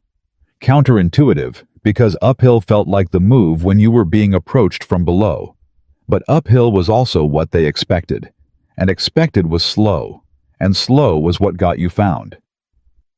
He went lower and right, keeping rock between himself and the northern approach, until he found a new position that gave him a reduced angle on the valley, but maintained sightlines on the compound's eastern approach and the most critical corridor. The movement cost him 2 minutes. Inside the compound, those 2 minutes were occupied with the most important conversation of the night. Webb was talking to Morrison in the quiet, fast way they had been talking to each other for 8 years. Not full sentences. Not because there wasn't time, but because 8 years of operating together meant they had developed a shared language that cut straight to the decision. Option 1, Webb said. Fight our way out of the valley, Morrison said. North, away from the secondary ambush position. 60 fighters between us and anything useful. Gavin can walk, but not fast. The civilians can walk. We carry everyone who can't." He paused. "That option ends badly." Option 2. We stay in the compound, use the walls. Hold until we can reach someone on a frequency they haven't compromised. He paused again. What frequency haven't they compromised? Webb thought about this. He thought about it with the specific sequential discipline he brought to problems that didn't have obvious answers, not trying to think of the right answer, but trying to eliminate the wrong ones until only one direction remained. "Emergency guard," he said. Torres looked up. "Guard frequency is unsecured. If they're monitoring everything they knew about," Webb said. "Emergency guard is a frequency you use when everything else is gone. It's not part of standard operations planning. If they prepared this ambush through compromised intelligence, they prepared it around our standard operation parameters." He looked at Morrison. "Did anyone outside our chain of command know we'd have an emergency guard capability tonight?" Morrison thought about it. "No." "Then it's the only frequency we have. It's also the frequency that will bring a response in approximately 40 minutes, Torres said. 40 minutes is a long time to hold a compound with." He looked at Gavin. "With what we have." Gavin raised his rifle. "I'm fine." "You're really not," Torres said, not unkindly. "I'm fine enough," Gavin said with the particular emphasis that ended the conversation. Webb was already thinking about the 40 minutes. 40 minutes of holding a compound position with 5 operators. 1 significantly wounded pilot, 2 civilians, and an enemy that knew exactly where they were and was going to stop being confused eventually and start being organized again. He needed the ridge. He needed whoever was still alive up on that ridge to keep working. He didn't let himself think about the qualifier in that sentence. He put it aside, the way you put aside the things you couldn't control, with the specific practiced motion of a man who had been in enough situations to know that uncertainty about one variable was not permission to stop working on all the others. "Morrison," he said, "set your sector. I want eyes on every approach. Dex, you're on the gate. Torres, take Hirsch and the woman to the north wall maximum cover. Gavin." He stopped at Gavin. "If you tell me you're fine one more time, I'm going to believe you and put you on the corner post. And that means you're the first thing anyone who comes through the gate is going to engage." Gavin looked at him for a moment. Then he moved to the corner post. "Everyone conserve ammunition," Webb said. "Pick your shots. Every round counts." He looked at the compound walls around them. "We are going to be here a while." Morrison had moved to his sector position and was watching the approach corridor when he came back to Webb with something Ethan would have noticed immediately, and Morrison had picked up on 40 seconds later. "Webb, the firing from the valley positions has changed." "Changed how?" "It's not targeting us anymore. It's searching." Morrison watched it for another few seconds. "They've lost track of where we are. They expected us to be behind the stone wall. We're not there. They're not sure where we went." He paused. "Someone is still working the ridge. Someone is creating enough confusion up there that they don't have a coherent picture of where we are." Webb absorbed this. He looked at the ridge, still dark, still silent as far as he could hear. "Conserve your admiration," he said. "We've got work to do." It was Webb's way of saying the same thing Dex had said quietly at the gate earlier. And everyone understood it, and nobody said anything else about the ridge, because saying things about the ridge used energy they needed for other things. Ethan on the ridge, 3 minutes and 20 seconds after repositioning, found the angle he needed on the valley's central approach corridor. It was a worse angle than his previous position, steeper, less stable. The rock formation giving him support on the wrong side. But it covered the ground between the remaining organized enemy elements and the compound's position, and that was the only geometric fact that mattered. He had also found in the act of repositioning that his left side was significantly worse than he had been filing it as. The graze he had been thinking of it as a graze had caught more tissue than grazes typically caught, and the amount of pressure he was currently applying with his left forearm was not managing the situation the way pressure management was supposed to manage situations. He wasn't lightheaded. He wasn't impaired in any way he was willing to acknowledge. But the body's accountant was sending him memos with an increasingly urgent tone. He read them, filed them under later, kept his eye on the optic. The northern column was 3 minutes out from his previous position, when they reached it and found it empty. They were going to have a decision to make: pursue down the ridge or secure the high ground. If they secured the high ground, they won the ridge, and his ability to cover the compound from above was finished.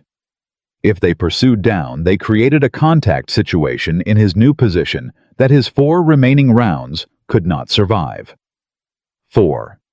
He had miscounted earlier. It was 4. This was information he processed without sentiment. He identified the most critical target on the valley floor. At this moment, a group of fighters that had been reorganizing around the remains of the command position. 3 men who had the posture and movement of men assuming authority in the absence of designated authority. The dangerous kind of fighters who filled vacuums, rather than waiting for direction. One of them had a radio. Ethan put 3 rounds into that group in 4 seconds. The radio operator, then the man who had been pointing at the compound's direction, then, because the third man had the specific look of someone about to do something decisive, the third man. 1 round left. He heard from above him on the ridge the sounds of the northern column arriving at his old position. Voices.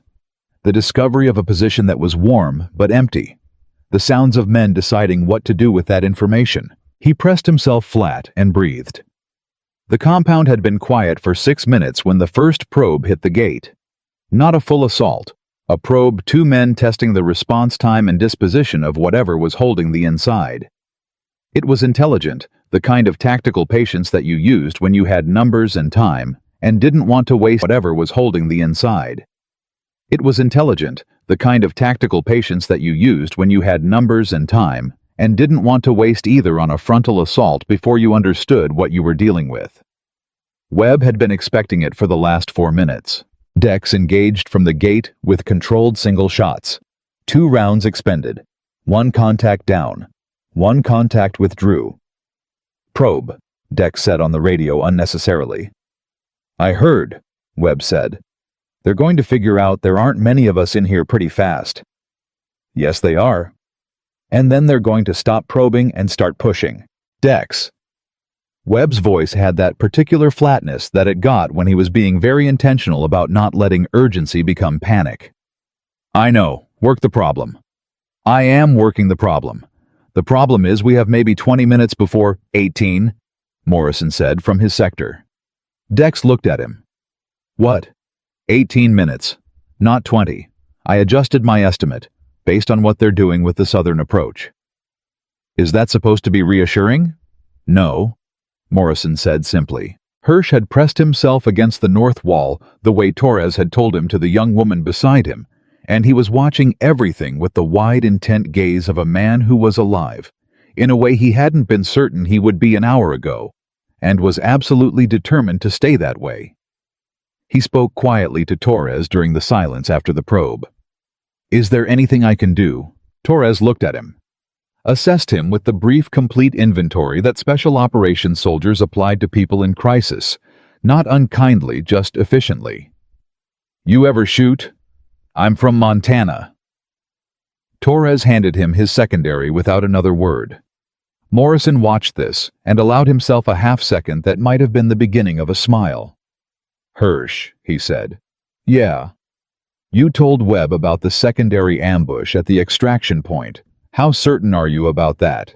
Hirsch thought about it seriously the way someone thought about something when they understood the consequences of being wrong. The man on the radio was excited. He wasn't supposed to say as much as he said. He was talking to someone he trusted about something he thought was almost over. He paused. I'd bet my life on it. You already are, Morrison said. On the ridge, Ethan heard the probe on the gate from his position. The sound carried in mountain air. He knew what it meant. He knew what came after it. And he knew with the calm certainty of a man doing arithmetic that has only one possible answer, that his ability to influence what happened in that compound was running out at the same rate as his ammunition. 1 round. He thought about what 1 round needed to accomplish. He thought about his daughter. Not the photograph, not the object of it, not the ritual of it, but the thing behind the photograph. The actual person who at this exact moment was asleep in a house in Virginia that his mother-in-law was keeping warm, who would wake up in a few hours and eat cereal and watch cartoons without any awareness of the specific mountain that was attempting to collect her father tonight. He thought about the conversation he'd had with her 3 days before deployment. She had been at the kitchen table doing homework, 3rd grade homework, the kind that involved coloring and simple addition. And she'd looked up at him with those enormous dark eyes that were Sarah's eyes, the one physical characteristic that came so entirely from her mother that looking at them sometimes required adjustment. And she'd said, very matter-of-factly, "Dad, are you going to be in a dangerous place?" He'd told her the truth the way he always told her the truth about things she was old enough to ask. "Yes." "Are you going to be okay?" "I'm going to work very hard to be okay," he'd said. She had looked at him for a long moment with the evaluative gaze of a child who was learning to measure the distance between what adults said and what they meant. Then she'd gone back to her coloring. "Okay," she'd said. Like it was settled.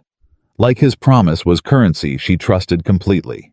He pressed himself against the rock and thought about Lily's face and 1 round and what the compound below needed most right now. The northern column had chosen to pursue down the ridge rather than secure the high ground.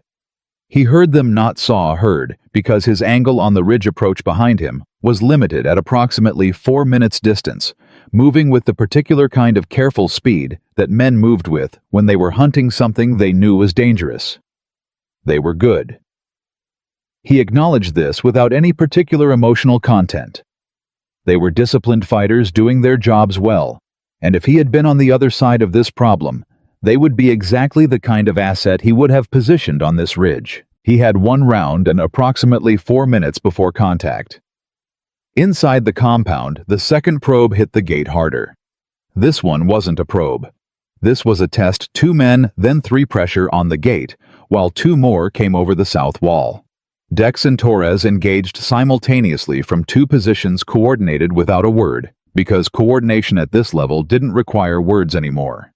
3 rounds from Dex, 2 from Torres. 2 contacts down, 3 withdrew. But the south wall breach attempt was new information, and new information of that type had only one meaning. "Webb," Morrison said. "They're mapping us." "I know."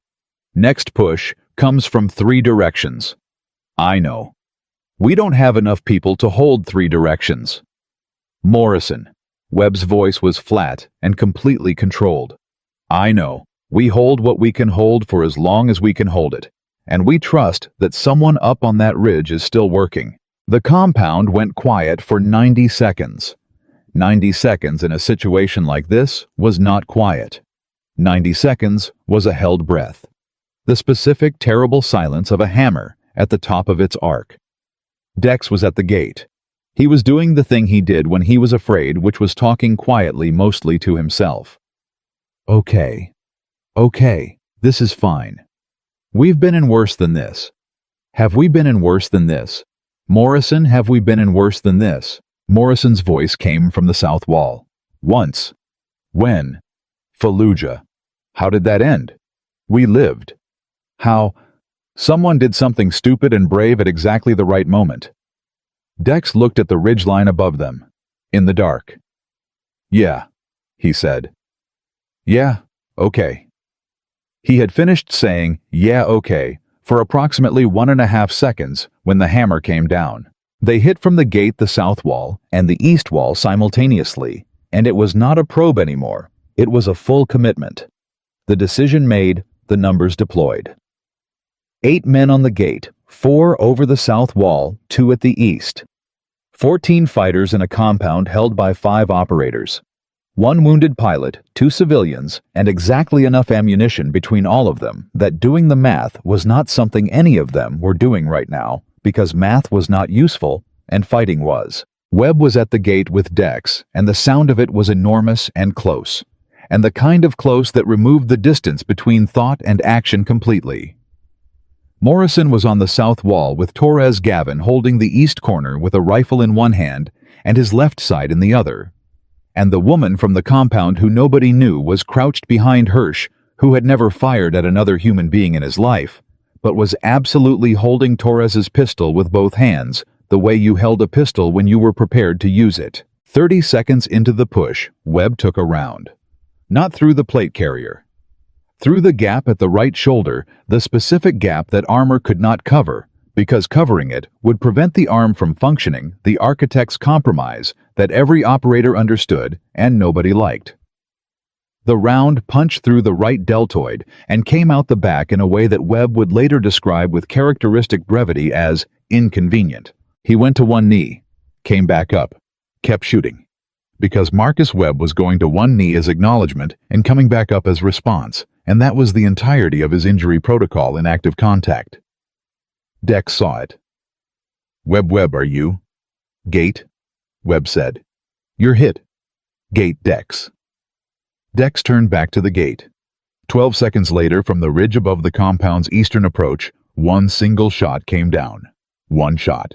And the fighter, who had been the last point of cover for the 4 men on the east wall, went down, and those 4 men without the cover position, exposed, suddenly aware that something above them was watching, and selecting targets, broke.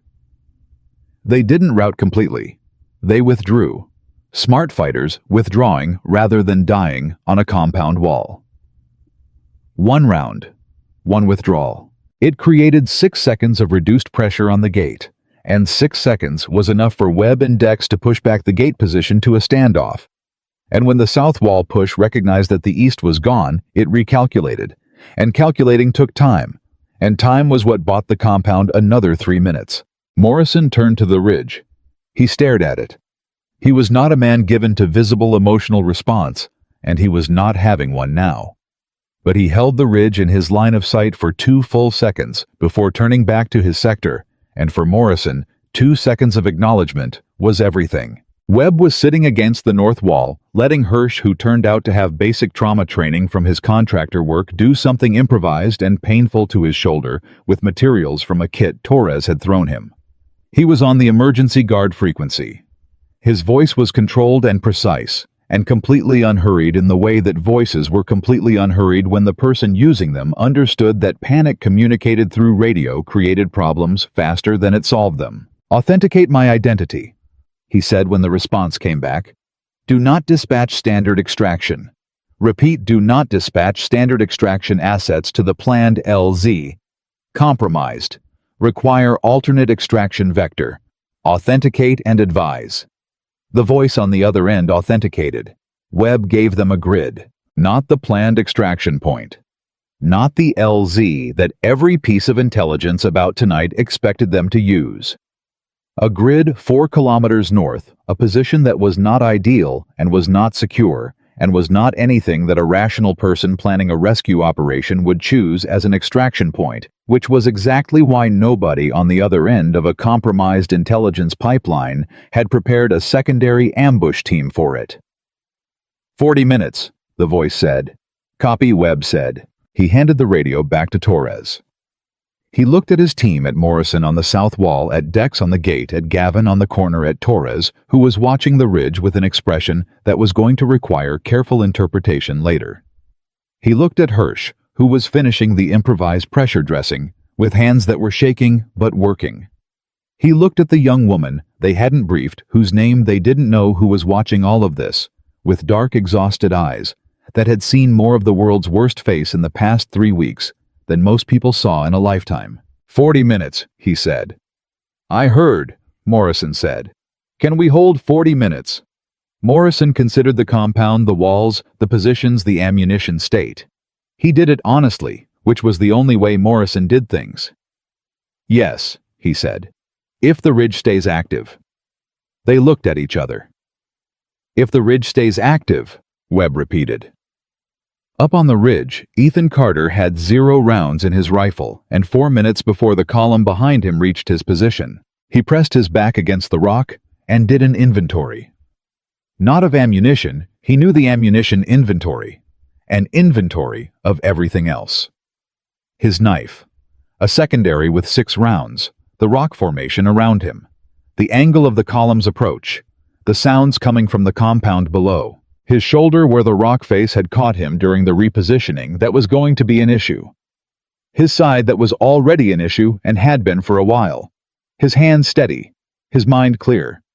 The kind of clear that came from the most basic possible situation, where the variables had been stripped down to what they actually were without any ambient complexity left. He thought about Dex saying, "I believe you," at the wall 3 hours ago in a different world. He thought about Webb's voice saying, "I know," and meaning it. He thought about Lily at the kitchen table, coloring, saying, "Okay," like his promise was something she could hold on to. He checked his secondary, 6 rounds. The column was 3 minutes out. He looked at the compound below him, at the 40 minutes that stood between his team and a helicopter, at the fighters who were going to organize for another push in the next few minutes. He made the decision, not the comfortable decision, not the smart decision in the terms that most people use the word smart. The decision that was available when you had removed everything except the one question that actually mattered, not what keeps me safe, not what makes this easier, not what does the math support, but what does the person I promised come home to need me to do right now? Lily needed her dad to come home. He understood that the way he understood gravity. It was not a fact that required his opinion. But every man in that compound also had someone who needed them to come home. And Ethan Carter was the only variable on this mountain that could influence the next 40 minutes. He loaded his secondary, 6 rounds. He looked down the ridge at where the column would appear, then back at the compound, then back up. He moved toward the column, not away from it, toward it. Because the column was going to reach his position in 3 minutes, whether he moved toward it or not, and if it reached his position, it reached the high ground.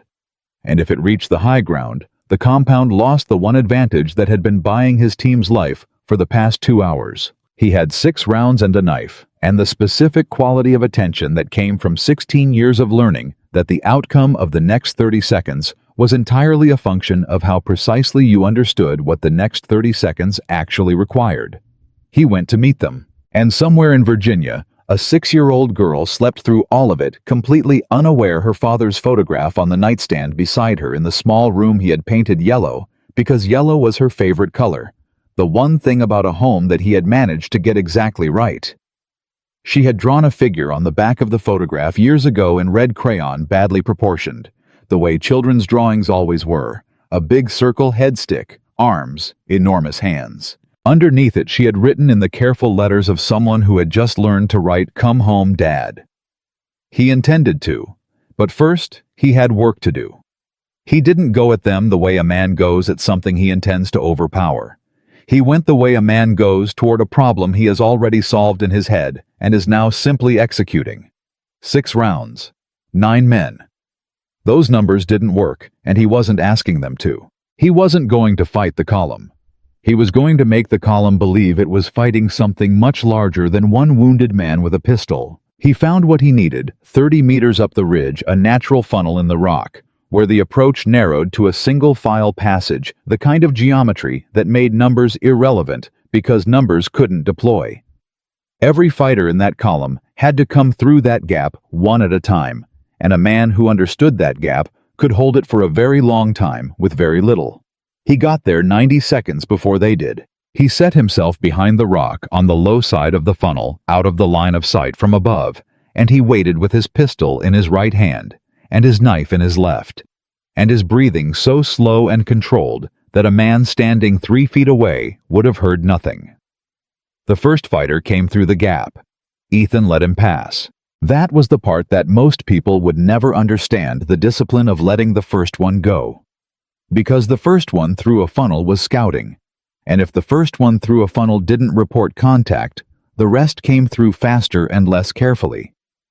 And what Ethan needed was for the rest to come through faster and less carefully. The second and third came through together. He took them both. 2 rounds. Close range, the kind of close where the sound of a pistol was physical, and the reaction from the men still on the other side of the funnel was exactly what he had constructed the whole thing to produce noise, shouting the sound of men who had just discovered that the passage they were moving through had teeth. The lead scout 30 meters ahead and now behind Ethan spun around and started coming back, which meant Ethan had one man behind him and 6 in front of him and a knife in his left hand. He turned and put a round into the man behind him. 3 rounds gone. 3 left. The remaining 6 on the far side of the funnel did what disciplined fighters did when they had confirmed contact in a choke point. They stopped. They didn't charge.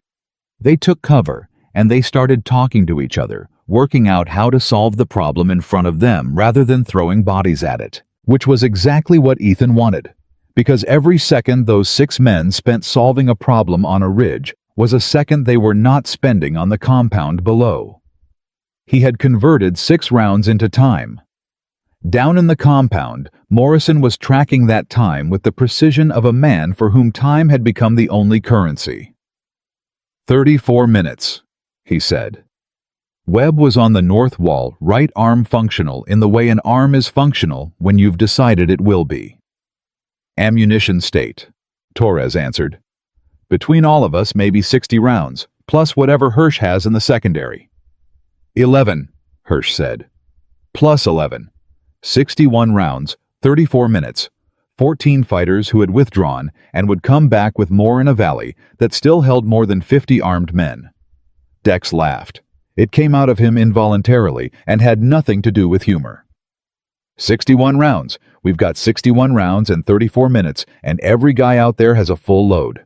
Then don't miss, Morrison said. That's your advice, don't miss. It's the only advice that helps. The next push came at 31 minutes.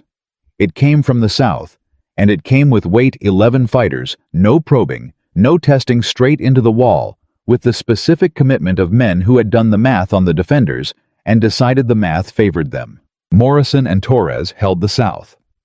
Gavin held the corner from a position he shouldn't have been able to hold from. And Webb went where the pressure was worst, which was always where Webb went, right shoulder recked and rifle braced against his left forearm, in a hold that no instructor would approve of, and every man in that compound understood completely. 40 seconds and a fighter came over the wall and landed 6 feet from where Hirsch was crouched with the young woman behind him. Hirsch raised the pistol. He was 52 years old. He was a contractor. He had spent 6 days tied to a wall, and he had never in his life pointed a weapon at another human being. He fired twice. The fighter went down. Hirsch sat there with the pistol still up and his arms locked and his face doing something that nobody had time to look at. And Torres, who had seen it from 20 feet away while engaging his own sector, called out without turning his head. "Hirsch, you good?" Hirsch didn't answer for 2 seconds. Then, "Yeah." "You sure?" "No," Hirsch said. "But keep going." Torres almost smiled. "Copy." The push broke at 90 seconds. 6 down, 5 withdrawn. It cost the compound 19 rounds. 42 rounds left. 28 minutes. Up on the ridge, Ethan had 3 rounds, and the 6 men on the far side of the funnel had finished solving their problem. They'd solved it correctly, which he had expected.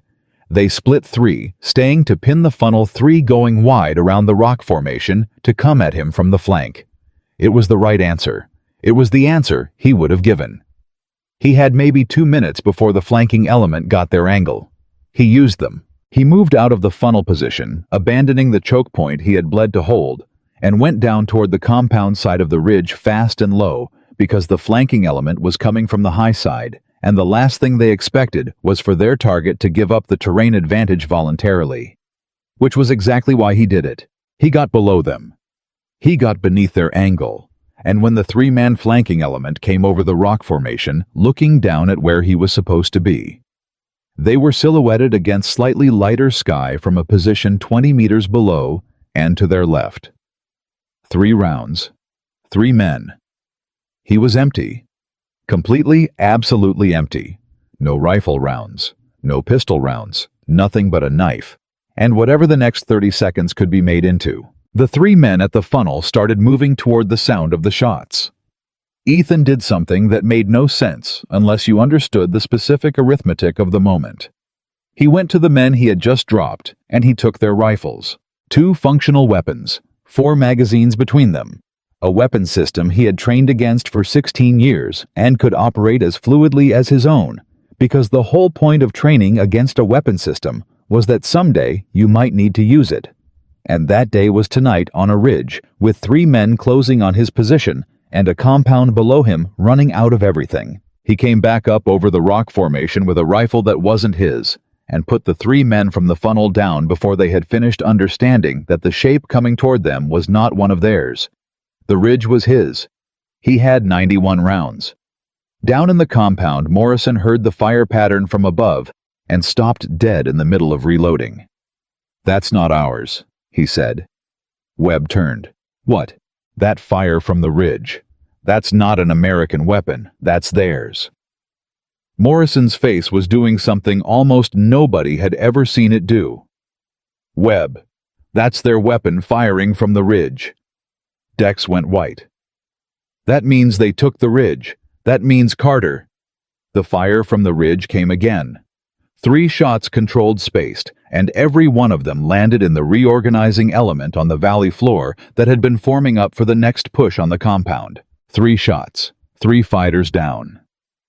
Morrison exhaled slowly. "No," he said. "That means Carter ran out of ammunition and went and got some." Dex stared at him. Then he started laughing. Actually laughing wild and slightly unhinged, the laugh of a man who had been holding something in his chest for 2 hours that had nowhere to go until this exact moment. "He took their guns," Dex said. "He ran out of bullets, and he took their guns." "Focus," Webb said. But there was something under his voice that wasn't a correction. 22 minutes. Ethan settled into a position that gave him full coverage of the compound's approaches and began doing what he had come up this ridge to do, except now he had 91 rounds instead of 45, and the mathematics of the valley had changed shape entirely. He didn't shoot everyone. He never had. He shot the ones who mattered: the man organizing the next push, the man carrying the extra ammunition, the man who kept trying to establish a base of fire on the compound's weakest wall. Every 3 or 4 minutes, a shot came down from that ridge, and something the enemy needed stopped working. And down there in the dark, 50-some armed fighters began to understand something that had nothing to do with tactics. They were being taken apart, not overwhelmed, not outgunned. Taken apart piece by something on that ridge that saw everything and chose carefully and could not be found. At 18 minutes, they stopped pushing the compound. Morrison noticed first because Morrison always noticed first. "They've gone static." Webb looked at him. "Say again." "They're not pushing. They're holding position. They've stopped assaulting." He watched for another 20 seconds. "Webb, they're afraid of the ridge." Nobody said anything. 50 armed fighters who had spent weeks building a kill box for 8 Navy SEALs had stopped attacking a compound held by 5 wounded men and 2 civilians.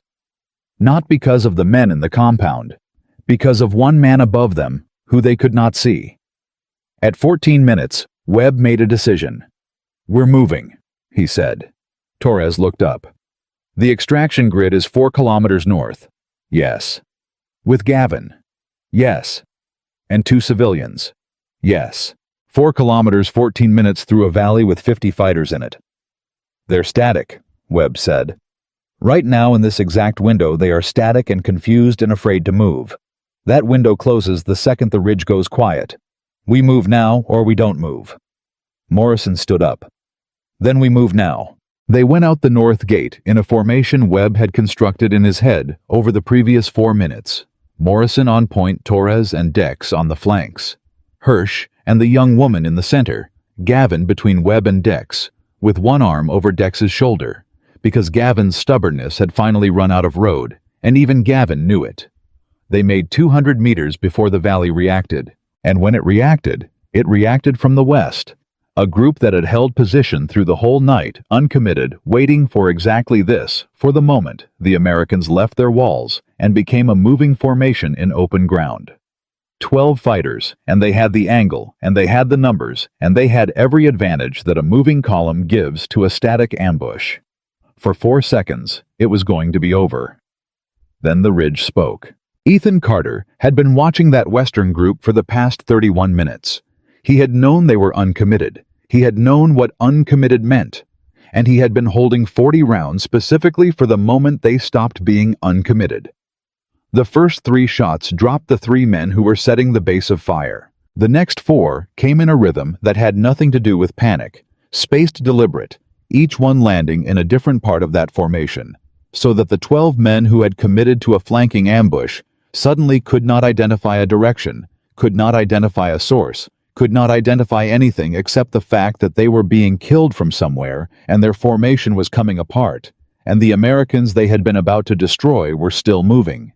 They broke. 12 fighters in a superior position, with the ambush of the night in their hands, broke and scattered into the dark. Dex was screaming something that wasn't words as they moved through it. Webb didn't look up at the ridge. He didn't have the luxury. But he said under his breath to nobody in a voice nobody heard, "Come on, Ethan." They made the extraction grid at 4 minutes. 4 minutes of margin after 4 kilometers, which was not a margin at all. Which was the kind of number that men would talk about for years and never quite believe. The bird came in low and fast, and it came from the north, from a vector nobody had prepared for. And Morrison put a strobe out, and the pilot found them in the dark, and set that helicopter down in a field that was not an LZ, and had never been an LZ, and was tonight the most beautiful piece of ground in the world. Torres got Hirsch and the woman aboard first, then Gavin, then Morrison, who had to be told twice. Then Dex, who turned at the ramp and looked back at the ridge and did not move. Holloway. Webb was at the ramp. "Get on the bird." "He's not here." Dex. "He's not here." Webb. Dex's voice cracked completely open. "We don't leave. We don't. That's the whole thing. That's the entire thing. That's what he went up there for." Webb grabbed him with his one working arm and physically turned him toward the aircraft and put his face 6 inches from Dex's face and said the hardest sentence he had ever said in 20 years of service. "He gave us this window. If we lose it, everything he did tonight was for nothing. Get on the bird." Dex got on the bird. He didn't stop looking at the ridge. The helicopter lifted at 0 minutes and 40 seconds, and it turned north, and the valley fell away beneath them.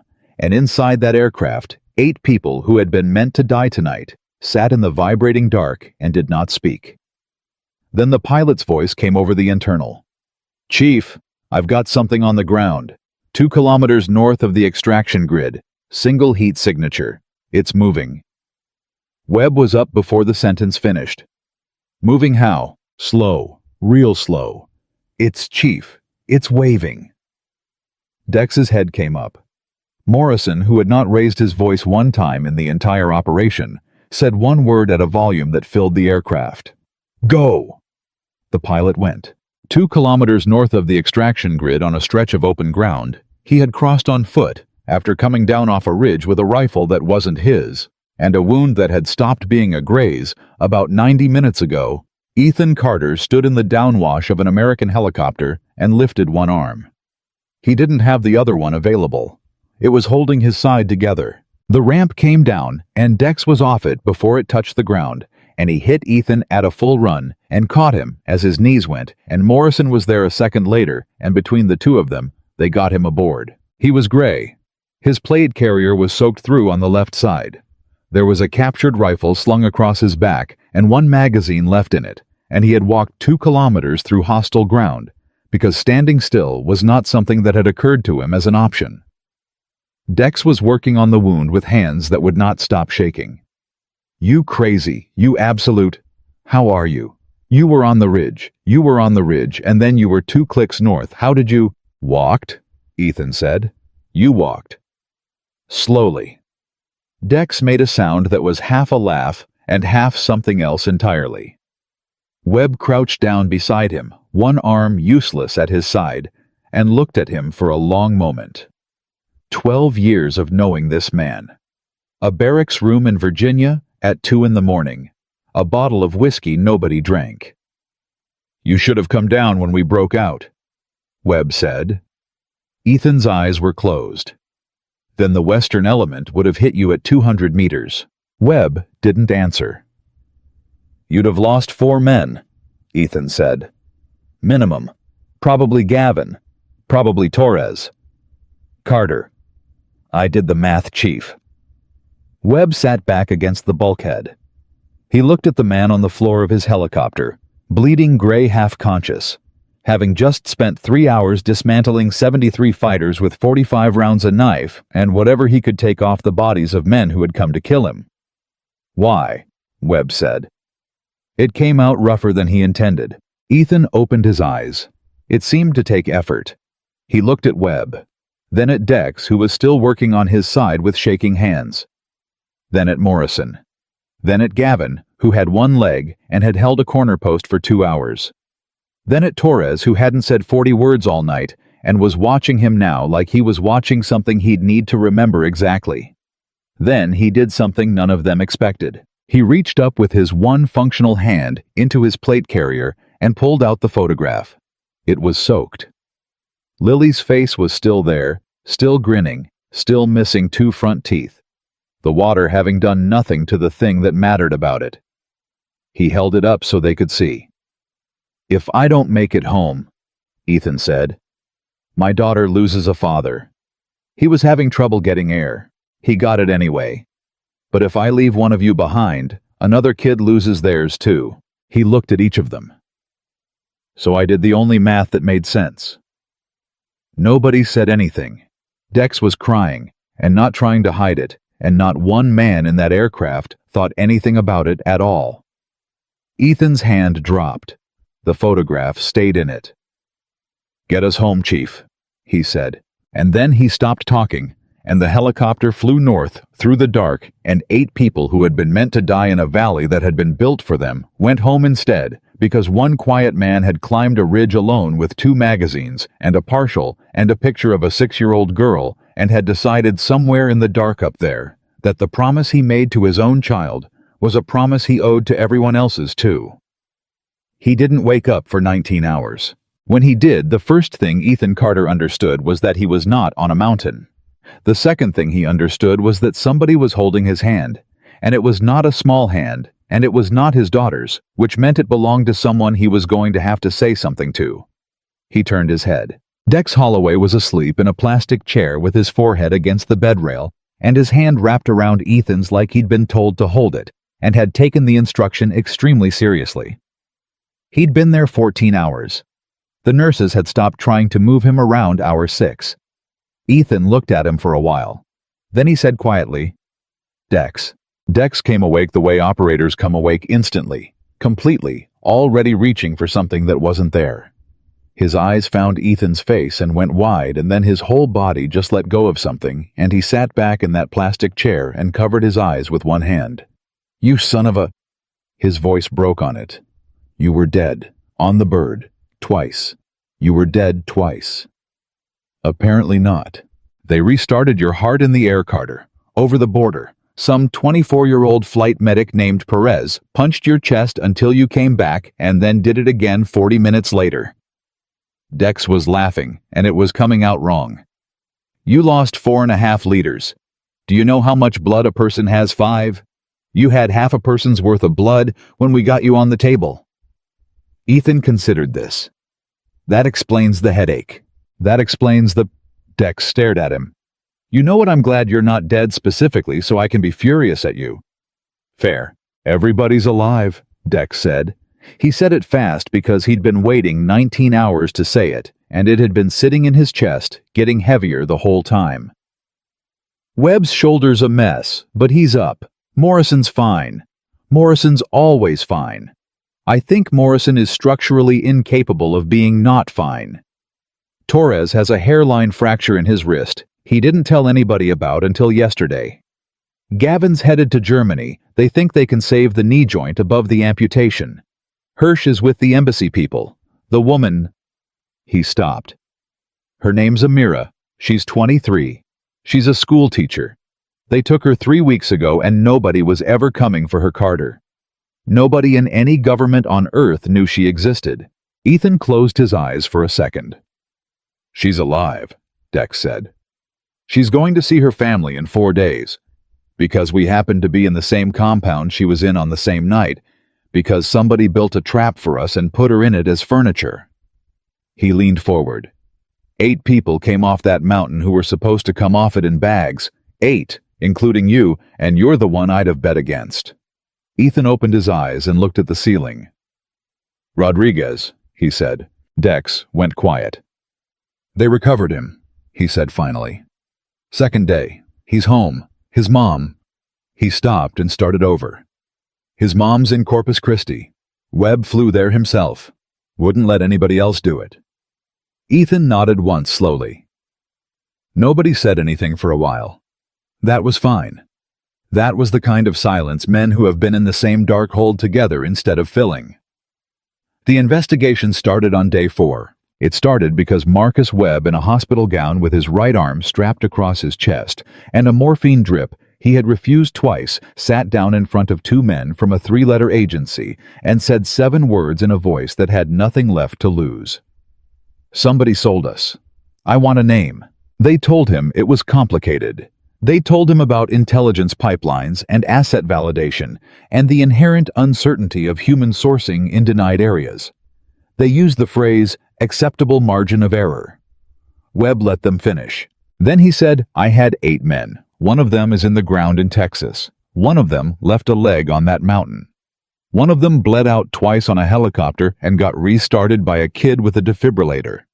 And you are going to sit in front of me and say the words, 'acceptable margin of error.'" They didn't say it again. It took 11 weeks. The source was real. That was the part that made everyone sick when it finally came out. The source was a man who had provided accurate, actionable intelligence for 4 years, who had been validated 11 separate times, who had a family and a handler he trusted, and a track record that had saved American lives on at least 3 prior occasions. And 10 months before that night, they had taken his brother. They didn't threaten him. They didn't torture him. They simply let him understand what was going to happen to his brother, and then they let him choose, and he chose the way almost any human being on earth chooses, when the choice is a stranger's life or your blood. He fed them the Hirsch report. He fed them the compound coordinates. He fed them the LZ. When they arrested him, he didn't deny any of it. He asked one question through the translator, and it was the only question he asked. "Did they all die?" The interrogator told him, "No." And the man put his face in his hands and wept, and nobody in that room ever fully agreed afterward about what those tears were. Webb read that report twice. Then he put it down and sat with it for a long time, because Marcus Webb had a daughter too. And Marcus Webb had spent 11 weeks wanting a name, and now he had one, and the name belonged to a man who had done exactly what he had done for a brother, protected his own, and the only difference between them was which side of a border they'd been born on. He never talked about that, not once to anyone, but Ethan knew. Ethan knew because 6 months later at a bar in Virginia Beach, Webb had 3 beers he didn't finish and said one sentence out of nowhere. He asked if we all died. And Ethan said, "I know." And Webb said, "Yeah." And that was the whole conversation, and it was the longest one they ever had about it. The paperwork came in month 5.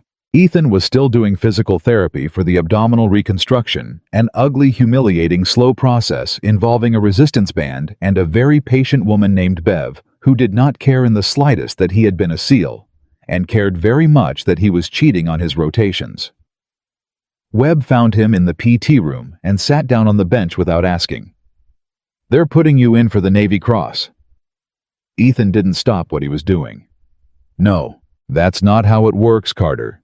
You don't get to decline it. The award gets recommended, it gets reviewed, it gets approved. Your opinion isn't a required input." "Then why are you telling me?" Webb was quiet for a second. "Because I need you to not fight it. Because there are 5 men who want their names on that recommendation, and you fighting it makes it about you again, which is the one thing you've never wanted anything to be about." Ethan put the band down. "Chief, I don't want a medal for that night." "I know. I'm not being humble. I'm being accurate." He looked at Webb directly. A medal says, I did something extraordinary. I didn't. I did the only thing available. There was one path where everybody lived, and I could see it, and I took it. That's not courage. That's arithmetic. Webb leaned forward with his elbows on his knees. Ethan. He almost never used the first name. 73 fighters, 45 rounds. You went up that ridge knowing what the numbers were.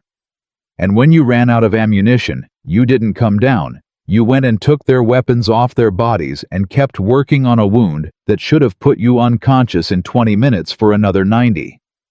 Because you did the math.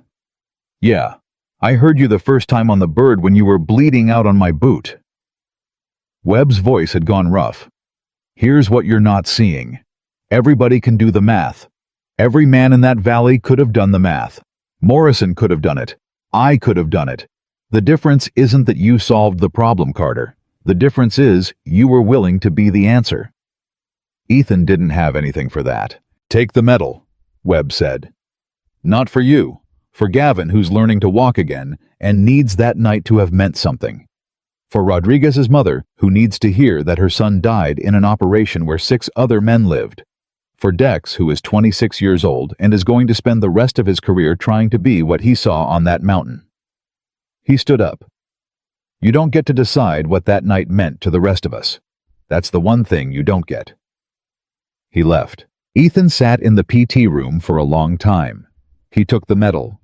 He took it in a small room with 16 people in it because he had asked quietly through channels for it not to be a ceremony, and to everyone's surprise the request was honored. Webb was there with his arms still in a brace.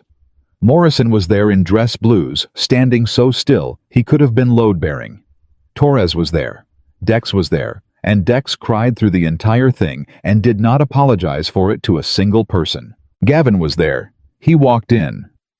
On a prosthetic with a cane 11 months after leaving his leg on a mountain, and he walked the whole length of that room on his own, because he had told the physical therapist in Germany that there was exactly one thing he was walking for, and it wasn't happening in Germany.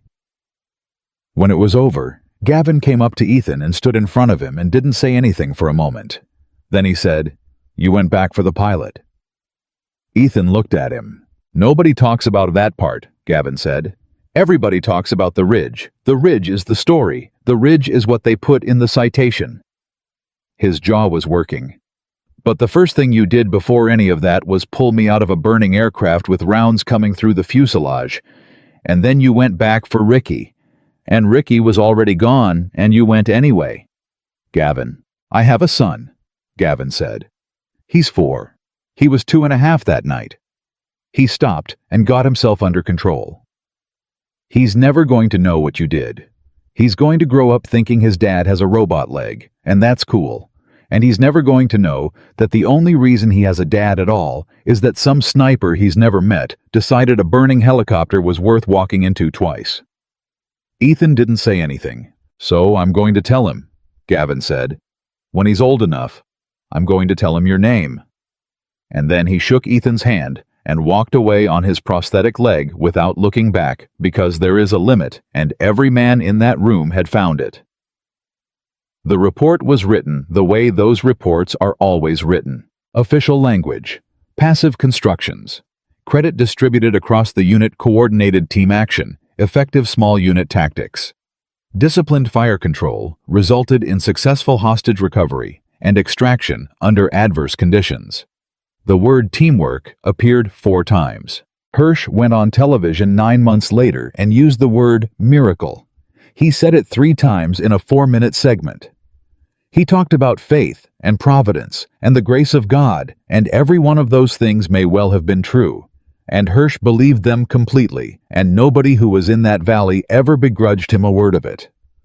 But every man who fought on that mountain knew what the report didn't say. They knew that there was a 40-minute window that shouldn't have existed. They knew that 50 armed fighters had stopped attacking a compound held by 5 wounded men, not because of tactics, but because of fear, the specific animal fear of men who could not find the thing that was killing them. They knew that 12 fighters had a perfect ambush in their hands at 200 meters and broke and ran into the dark. They knew that the whole thing turned on one man on a ridge who had no business being alive by the end of it, and who never once in any conversation in any year afterward described what he did as brave. Ethan Carter went home. There was no parade. There was no speech. There was a Tuesday afternoon at Norfolk, and a rental car, and a 2-hour drive he took slowly, because his side still didn't love the seatbelt. He pulled into the driveway of a house he'd been paying a mortgage on for 6 years, and had slept in for maybe a fifth of that time. She came out the front door before he got the car door open. 7 years old now, she'd had a birthday while he was in a hospital bed with tubes in him, and he'd called and she'd told him about the cake, and he'd listened to his daughter describe her birthday over a satellite line and made a sound at the right moments, and hung up, and stared at a wall for a long time. She hit him at a dead run. He caught her. It hurt. He didn't care. She wrapped both arms around his neck and pressed her face into his shoulder, and didn't say anything for a long time. And he held her there in the driveway with his eyes shut, and the reconstructed muscle in his abdomen screaming. And the whole thing, the ridge, the funnel, the cold, the arithmetic, all of it going quiet at once. Then she pulled back and looked at him with Sarah's eyes. "You came home," she said. "I told you I would." "Grandma said you got hurt." "I did. A lot." He thought about lying. He'd never lied to her. He wasn't going to start in a driveway. "A lot," he said. She looked at him for a long moment with that evaluative gaze, the one that measured the distance between what adults said and what they meant. Then she reached out with one small hand and put it flat on his chest, on the exact spot, the exact place without knowing it where the photograph had been. "Is it still there?" she asked. He reached into his jacket and pulled it out, water-stained, blood-stained, creased down the middle from 6 years of folding. Her face at 6 years old, grinning, missing 2 front teeth in front of a birthday cake with candles she'd blown out early. She took it in both hands and turned it over. "Come home, Dad," in red crayon, in the careful letters of someone who had just learned to write. She looked up at him. "It worked," she said. And Ethan Carter. 38 years old.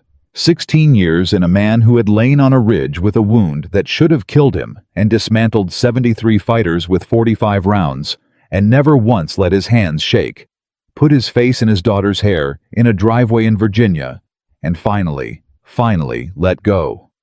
He never gave a speech about that night. He never went on television. He never wrote a book. He turned down the documentary twice politely. When people at his daughter's school found out, because people always find out, and asked him what happened over there, he'd say it was a long night and change the subject to the weather. And eventually they stopped asking. He went to Lily's soccer games. He learned badly to braid hair. He burned pancakes on Saturdays until he stopped burning them. He sat at a kitchen table with a 7-year-old, and then an 8-year-old, and then a 12-year-old, and helped with math homework, and never once mentioned that arithmetic had saved 8 lives on a mountain on the other side of the world. He carried the photograph until the day he stopped deploying. Then Lily framed it.